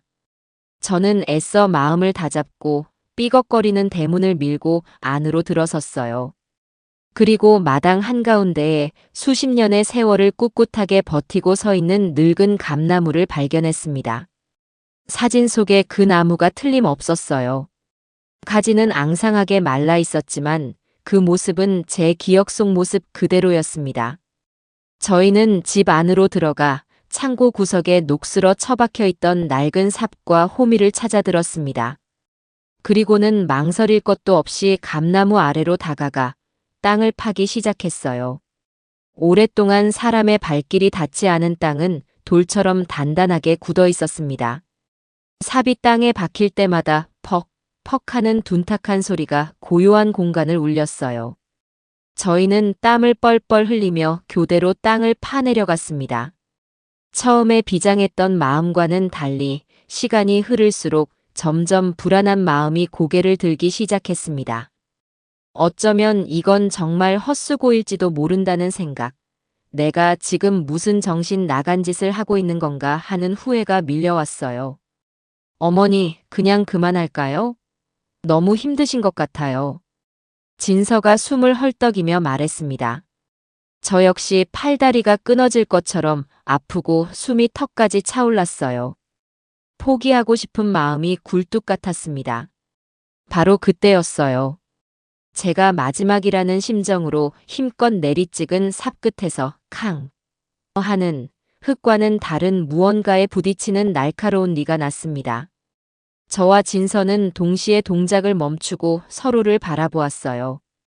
저희의 눈에 다시 희망의 불꽃이 타오르기 시작했습니다.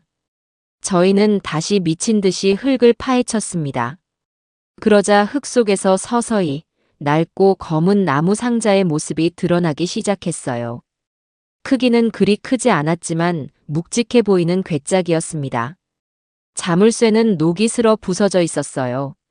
저희는 떨리는 손으로 괴짝을 땅 위로 끌어올렸습니다. 그리고 마른 침을 삼키며 삐걱거리는 뚜껑을 함께 열었어요. 그 안에는 아들의 어릴 적 장난감이나 구슬 따위는 들어있지 않았습니다. 대신 그 안을 가득 채우고 있는 것은 비닐에 꽁꽁 쌓인 여러 개의 통장 뭉치와 도장이 찍힌 백지 위임장들, 그리고 제 눈을 의심하게 만드는 누런 금괴 몇 덩어리였습니다. 어머니, 이게 다. 진서는 말을 잇지 못하고 입을 막았습니다. 저 역시 눈앞의 광경을 믿을 수가 없었어요. 이것이 바로 내 아들놈이 그토록 자랑하던 비밀 금고의 실체였던 겁니다. 자신의 모든 범죄의 시작과 끝이 담긴 이 추악한 돈다발과 금괴들이 녀석에게는 세상에서 가장 소중한 보물이었던 것이죠. 저는 허탈한 웃음을 터뜨리며 그 자리에 주저앉았습니다. 한참을 멍하니 앉아 있다가 저희는 정신을 차리고 이 괴짝을 어서 경찰에 넘겨야 한다는 생각에 서둘러 자리를 정리했습니다. 괴짝은 생각보다 훨씬 더 무거웠어요.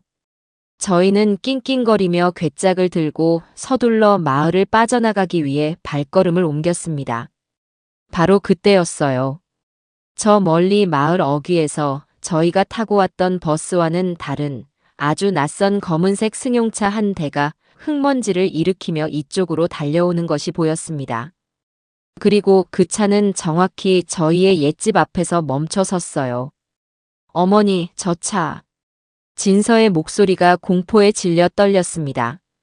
차 문이 열리고 그 안에서 며칠 전 저를 협박했던 바로 그 험상궂은 남자와 또 다른 덩치 큰 남자 2명이 내렸습니다. 그놈들이 저희를 뒤쫓아온 것이었습니다. 튀어. 저도 모르게 소리쳤습니다. 저희는 괴짝을 들고 무작정 집 뒤편의 야산으로 뛰기 시작했습니다. 등 뒤에서는 저 할망구들 잡아 하는 고함 소리와 나뭇가지를 밟으며 쫓아오는 거친 발소리가 심장을 조여왔습니다. 저희는 숨이 턱까지 차올랐지만 멈출 수가 없었어요. 이 괴짝을 빼앗기면 모든 것이 끝장이었습니다. 수많은 피해자들의 마지막 희망이, 그리고 저의 마지막 속죄의 기회가 사라지는 것이었습니다. 저희는 서로를 의지하며 어둡고 험한 산길을 필사적으로 달리고 또 달렸습니다. 이제 저희의 운명은 그 누구도 예측할 수 없는 짙은 어둠 속으로 빨려 들어가고 있었어요. 저는 제 평생 그렇게 빨리, 그렇게 필사적으로 뛰어본 적이 없었습니다. 숨이 턱까지 차올라 심장이 터져버릴 것 같았지만 멈출 수가 없었어요. 손에 들린 이 괴짝. 이것은 단순한 돈 상자가 아니었습니다. 내 아들의 죄 때문에 평생을 고통 속에서 살아가야 할 수백 명의 피해자들의 마지막 희망이었습니다. 그리고 이 죄 많은 어미가 평생을 짊어지고 가야 할 마지막 속죄의 무게였습니다. 이걸 빼앗기는 순간 모든 것이 끝장이었어요. 어머니, 저쪽이에요. 진서가 저보다 앞서 달리며 손가락으로 방향을 가리켰습니다. 어둠 속에서도 용케 길을 찾아내는 것이 저보다 훨씬 침착하고 강단이 있었어요. 저희는 칡넝쿨과 가시덤불을 닥치는 대로 헤치며 정신없이 산속으로 파고들었습니다. 날카로운 나뭇가지가 얼굴을 스치고 발목을 찔러 따끔한 통증이 느껴졌지만 그런 것을 신경 쓸 겨를조차 없었습니다.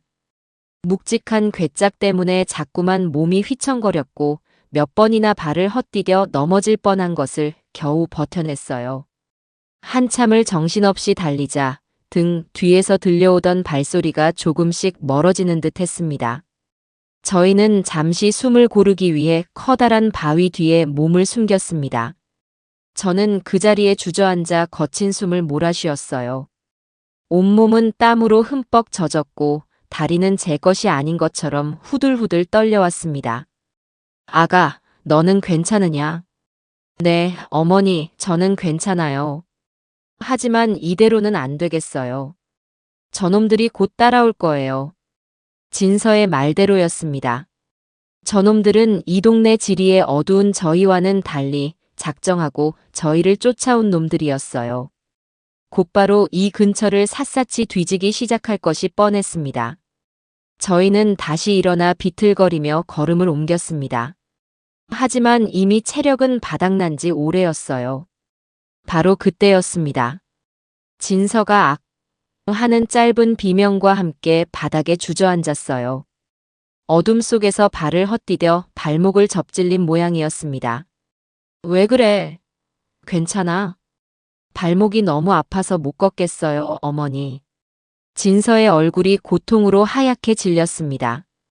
그 순간 제 머릿속도 하얗게 비어버리는 것 같았어요. 이제 정말 끝이구나. 여기서 저놈들에게 잡혀서 이 괴짝을 빼앗기고 쥐도 새도 모르게 죽임을 당하는구나. 절망적인 생각이 온몸을 휘감았습니다. 하지만 다음 순간 저는 이를 악물었습니다. 아니, 여기서 이렇게 끝낼 수는 없어.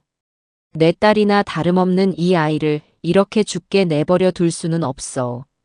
저는 괴짝을 바닥에 내려놓고 진서의 등을 제 앞에 내밀게 했습니다. 엎혀라. 네.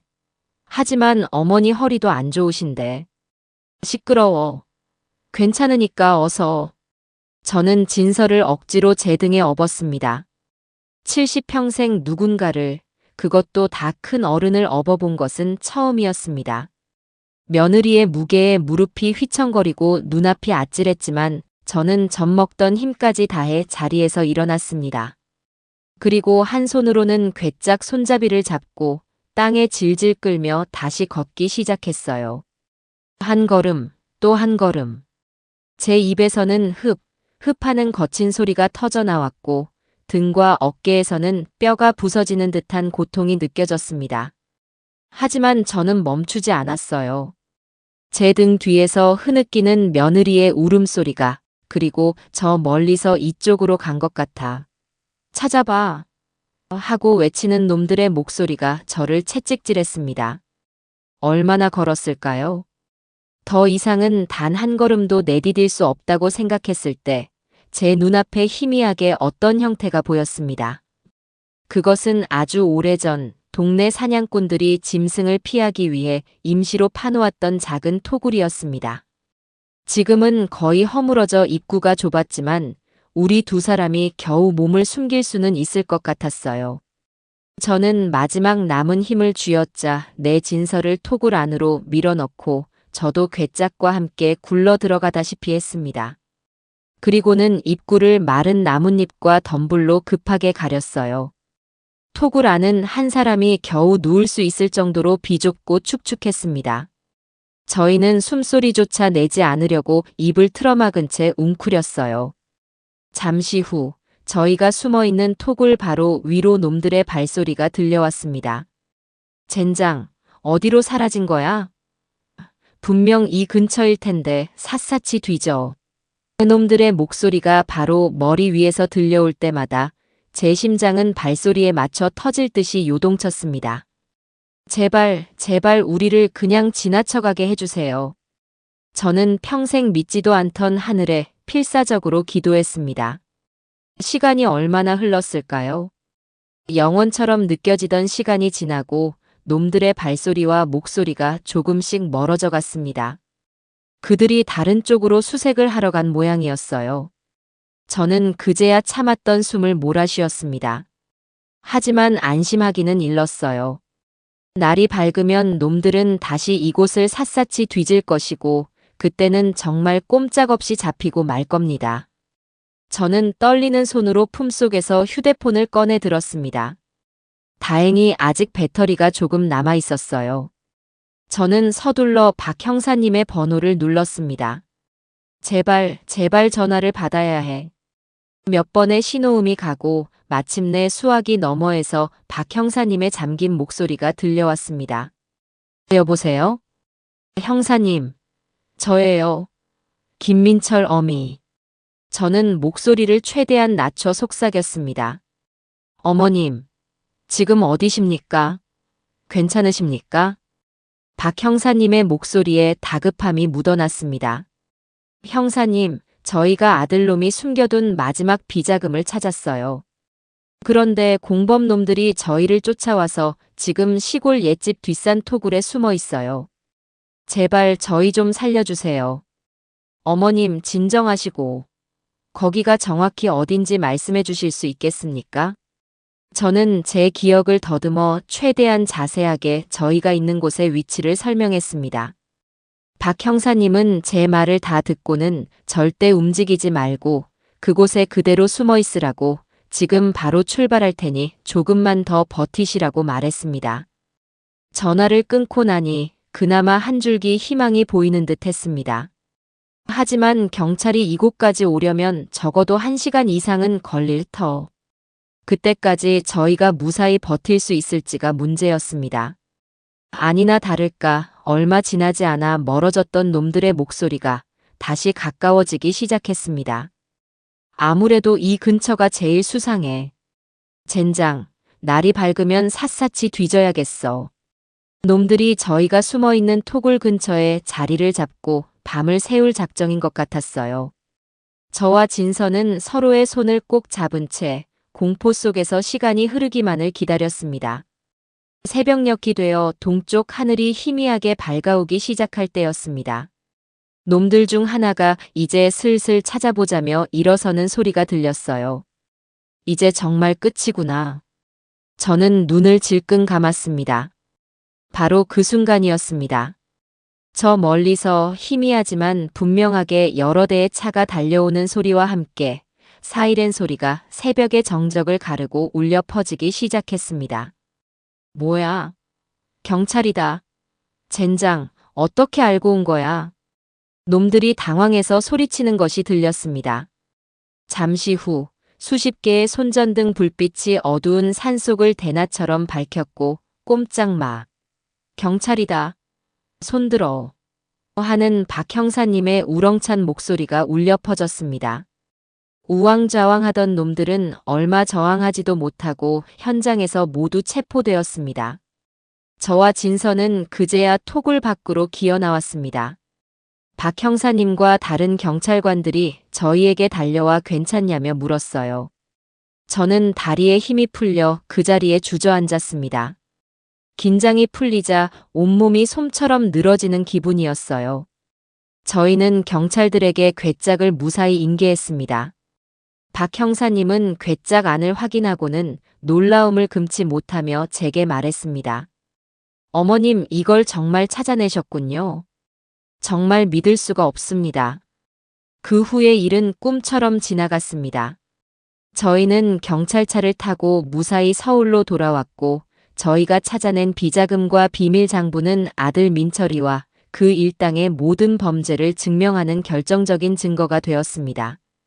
며칠 뒤 뉴스에서는 대대적으로 효자골드 노인 복지타운 사기 사건의 전모가 밝혀졌다고 보도하기 시작했어요. 주범 김민철뿐만 아니라 그 밑에서 움직이던 공범들까지 전부 검거되었고 그들이 숨겨두었던 수백억 원대의 범죄 수익금도 모두 찾아냈다는 내용이었습니다. 뉴스에서는 결정적인 제보를 한 용기 있는 내부 고발자가 있었다고만 언급했지만 저는 그것이 바로 저와 진서를 가리키는 말이라는 것을 알 수 있었습니다. 그리고 마침내 제 아들 김민철에 대한 마지막 재판이 열리는 날이 왔습니다. 저는 피해자석이 아닌 일반 방청석 가장 앞자리에 진서와 나란히 앉아 있었습니다. 제 주위에는 복자를 비롯한 다른 피해자 할머니, 할아버지들이 앉아 있었죠. 잠시 후 법정 문이 열리고 죄수복을 입은 민철이가 고개를 푹 숙인 채 법정 안으로 들어왔습니다. 몇 달 사이에 아들은 살이 쏙 빠지고 얼굴이 반쪽이 되어 있었습니다. 하지만 저는 그 모습에 조금도 마음이 흔들리지 않았어요. 피고인석에 앉은 아들이 무심코 고개를 들었습니다. 그리고 방청석에 앉아 있는 저와 눈이 마주쳤어요. 그 순간 아들의 눈이 지진이라도 난 것처럼 심하게 흔들렸습니다. 그 눈에는 놀라움, 당혹감, 그리고 이내 저를 향한 깊은 원망과 분노가 담겨 있었습니다. 어머니가 어떻게 나한테 이럴 수가 있어. 아들의 눈빛은 그렇게 말하고 있었어요. 저는 그 시선을 조금도 피하지 않고 똑바로 아들의 눈을 마주 보았습니다. 제 눈빛은 아들에게 이렇게 말하고 있었죠. 그래, 이 어미가 그랬다. 네가 저지른 죄, 이 어미 손으로 직접 심판대에 세운 것이다. 그것이 내가 너에게 해줄 수 있는 마지막 사랑이다. 한참 동안이나 이어진 침묵의 눈맞춤 끝에 아들은 결국 고개를 떨구었습니다. 재판이 진행되는 내내 아들은 단 한 번도 고개를 들지 못했어요. 그리고 마침내 재판장의 엄숙한 목소리가 법정 안에 울려 퍼졌습니다. 피고인 김민철에게 징역 30년을 선고한다. 그 판결이 내려지는 순간 방청석 여기저기서 흐느낌과 함께 안도의 한숨이 터져 나왔습니다. 저는 조용히 눈을 감았습니다. 길고 길었던 제 인생을 송두리째 뒤흔들었던 악몽이 마침내 끝나는 순간이었습니다. 재판이 끝나고 며칠이 지났습니다. 아들 민철이와 그 공범들은 모두 법의 엄중한 심판을 받았고 신문과 텔레비전에서는 연일 그 소식을 떠들썩하게 보도했어요. 사상 최악의 노인 사기 사건, 주범에게 중형 선고, 시민의 용기 있는 제보로 범죄 수익금 전액 환수 같은 제목들이 화면을 가득 채웠습니다. 저는 그 뉴스를 보면서도 아무런 감정을 느낄 수가 없었어요. 그저 폭풍이 지나간 폐허 한가운데에 홀로 서 있는 기분이었습니다. 저와 진서는 가장 먼저 이사를 준비하기 시작했습니다. 아들이 마련해준, 이제는 범죄의 소굴이 되어버린 이 넓고 텅 빈 아파트를 하루빨리 떠나고 싶었어요. 저희는 아파트와 민철이가 제 명의로 해두었던 다른 재산들을 모두 처분하기로 했습니다. 그리고 그 돈은 전부 피해자들에게 돌려주기로 마음먹었죠. 부동산에 집을 내놓고 이삿짐 센터를 불러 짐을 싸기 시작했습니다. 막상 짐을 정리하다 보니 이 집에 있는 것들 중 제 손때가 묻은 것은 거의 없다는 사실을 깨달았어요. 전부 민철이가 사들인 값비싼 가구와 장식품들 뿐이었습니다. 저희는 그 모든 것을 미련 없이 버리거나 중고 가구점에 헐값으로 넘겼습니다. 이삿짐이라고는 저와 진서의 낡은 옷가지 몇 개와 제가 시집 올 때 가져온 작은 자개장 하나가 전부였어요. 그렇게 이사를 준비하며 분주한 하루를 보내고 있을 때였습니다. 현관 초인종이 울렸어요. 문을 열어보니 그 앞에는 제 친구 복자를 비롯한 쉼터의 할머니, 할아버지 몇 분이 서 계셨습니다. 손에는 과일 바구니와 작은 선물 꾸러미 같은 것들을 들고 있었어요. 저는 너무 놀라 아무 말도 하지 못하고 그분들을 바라보았습니다. 복자는 한참을 망설이다가 제게 다가와 제 손을 덥석 잡았습니다. 경자야, 복자야, 내가 너한테 죽을 죄를 지었다. 내가 너한테 어떻게 그런 심한 말을. 너도 똑같은 피해자고 나보다 더 가슴이 찢어지고 있을 텐데 내가 정말 미쳤었나 보다. 제발 나를 용서해다오.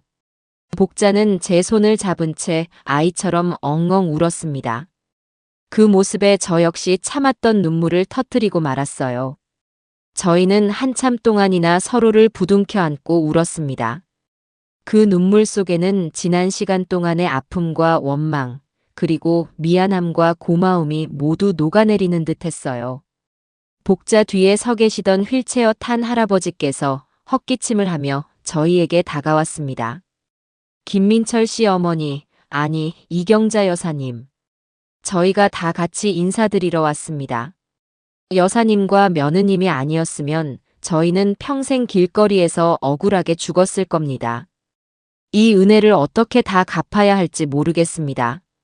할아버지는 휠체어에 앉은 채로 제게 깊이 고개를 숙였습니다. 다른 분들도 모두 저와 진서를 향해 허리를 굽혀 감사 인사를 했어요. 저는 어쩔 줄을 몰라 하며 그분들의 손을 잡았습니다. 아닙니다. 이러지 마세요. 저는 죄인의 어미일 뿐입니다. 제가 무슨 자격으로 이런 인사를 받겠습니까? 오히려 제가 여러분께 평생을 속죄하며 살아야지요. 아닙니다, 여사님. 자식 잘못은 자식 잘못이고 여사님은 위대한 일을 하신 겁니다. 저희 모두 그렇게 생각하고 있습니다. 그러니 너무 자책하지 마시고 앞으로는 며느님과 함께 꿋꿋하게 살아가십시오.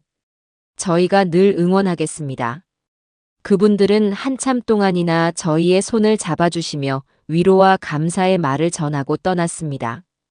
텅 빈 집에는 저희 두 사람과 그분들이 남기고 간 따뜻한 온기만이 가득했습니다.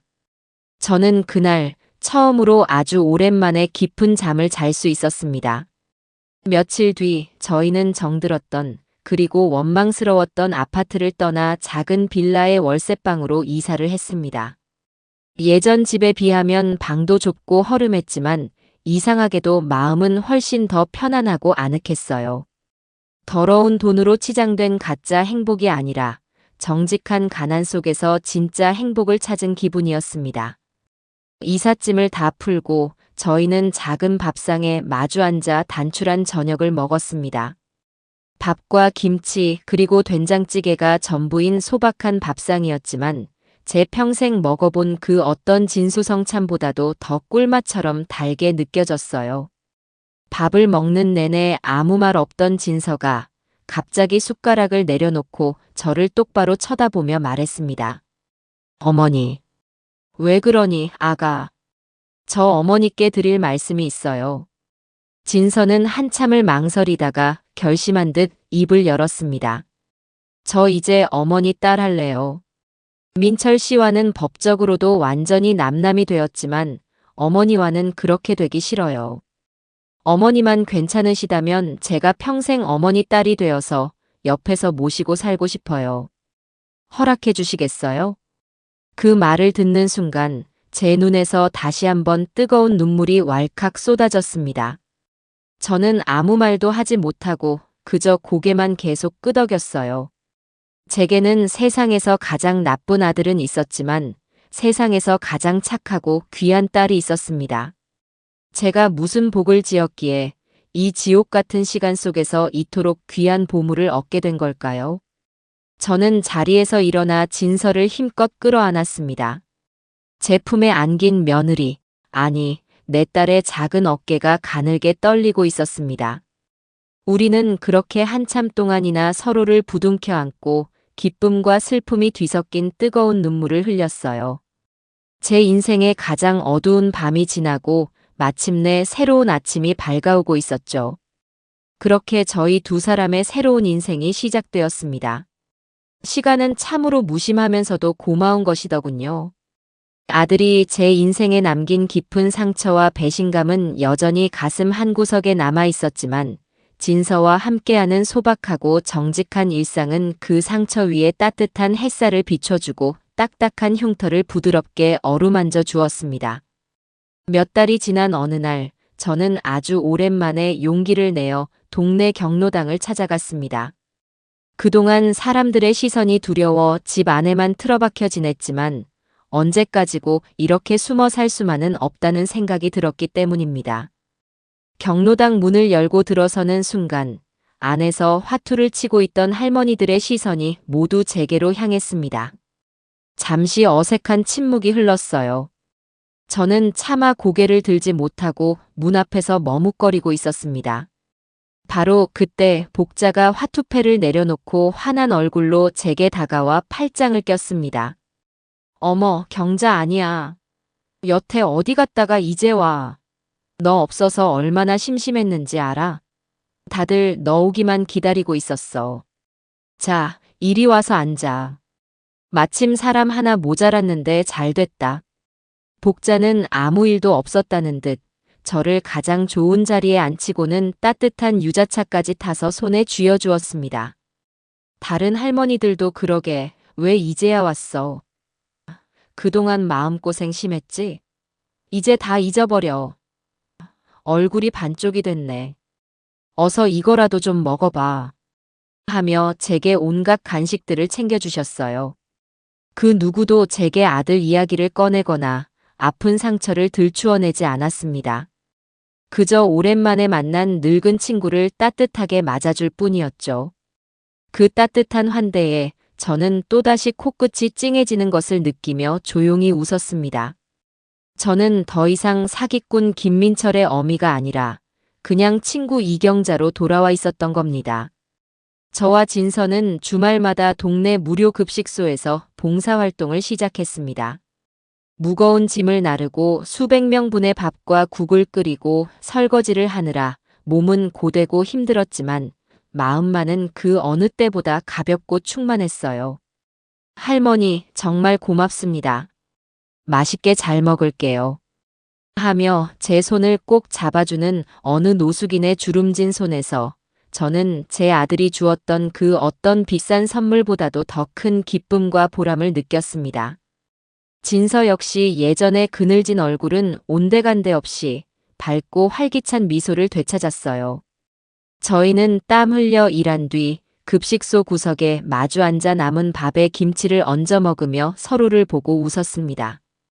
그것이 저희가 찾은 진정한 행복이었습니다. 그러던 어느 날 저희의 작은 월세방으로 편지 한 통이 배달되었습니다. 발신인 주소는 아들이 있는 교도소로 되어 있었어요. 저는 한참 동안이나 그 편지를 손에 든 채 망설였습니다. 또 무슨 가증스러운 변명과 원망을 늘어놓았을까봐 차마 뜯어볼 용기가 나지 않았어요. 하지만 진서는 제 어깨를 두드리며 말했습니다. 어머니, 그래도 한번 읽어보세요.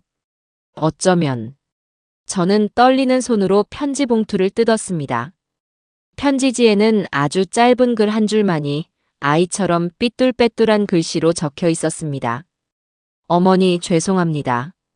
그 짧은 한 문장을 읽는 순간 제 눈에서 뜨거운 눈물이 주르륵 흘러내렸습니다.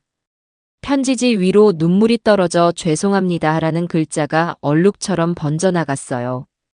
그 어떤 긴 변명보다도 그 어떤 눈물의 호소보다도 이 짧은 한마디가 제 가슴을 더 깊이 울렸습니다. 저는 그 편지를 조용히 가슴에 품었습니다. 이제야 제 아들이 조금은 진짜 사람이 된 것 같다는 생각이 들었습니다. 완벽한 용서는 아니었지만 그것은 분명 새로운 시작을 의미하는 작은 씨앗이었습니다. 그날 저녁 저는 진서와 마주 앉아 된장찌개를 끓여 먹었습니다. 창밖은 어두웠지만 저희의 작은 밥상을 비추는 등불은 그 어느 때보다 따뜻하고 환하게 빛나고 있었어요. 저는 문득 깨달았습니다. 저는 제 인생의 전부라고 생각했던 아들을 잃었지만 대신 진짜 딸을 얻었고 진정한 친구를 얻었고 그리고 무엇보다 더러운 돈과 바꿀 수 없는 떳떳하고 깨끗한 마음을 얻었다는 것을요. 그것이야말로 그 무엇과도 바꿀 수 없는 제 인생의 진짜 보물이었습니다. 저는 밥을 한술 크게 떠서 맞은편에 앉아 환하게 웃고 있는 내 딸 진서의 입에 넣어 주었어요. 세상은 여전히 시끄럽고 험한 곳이었지만 저희 두 사람이 함께하는 이곳은 더없이 평화롭고 행복합니다.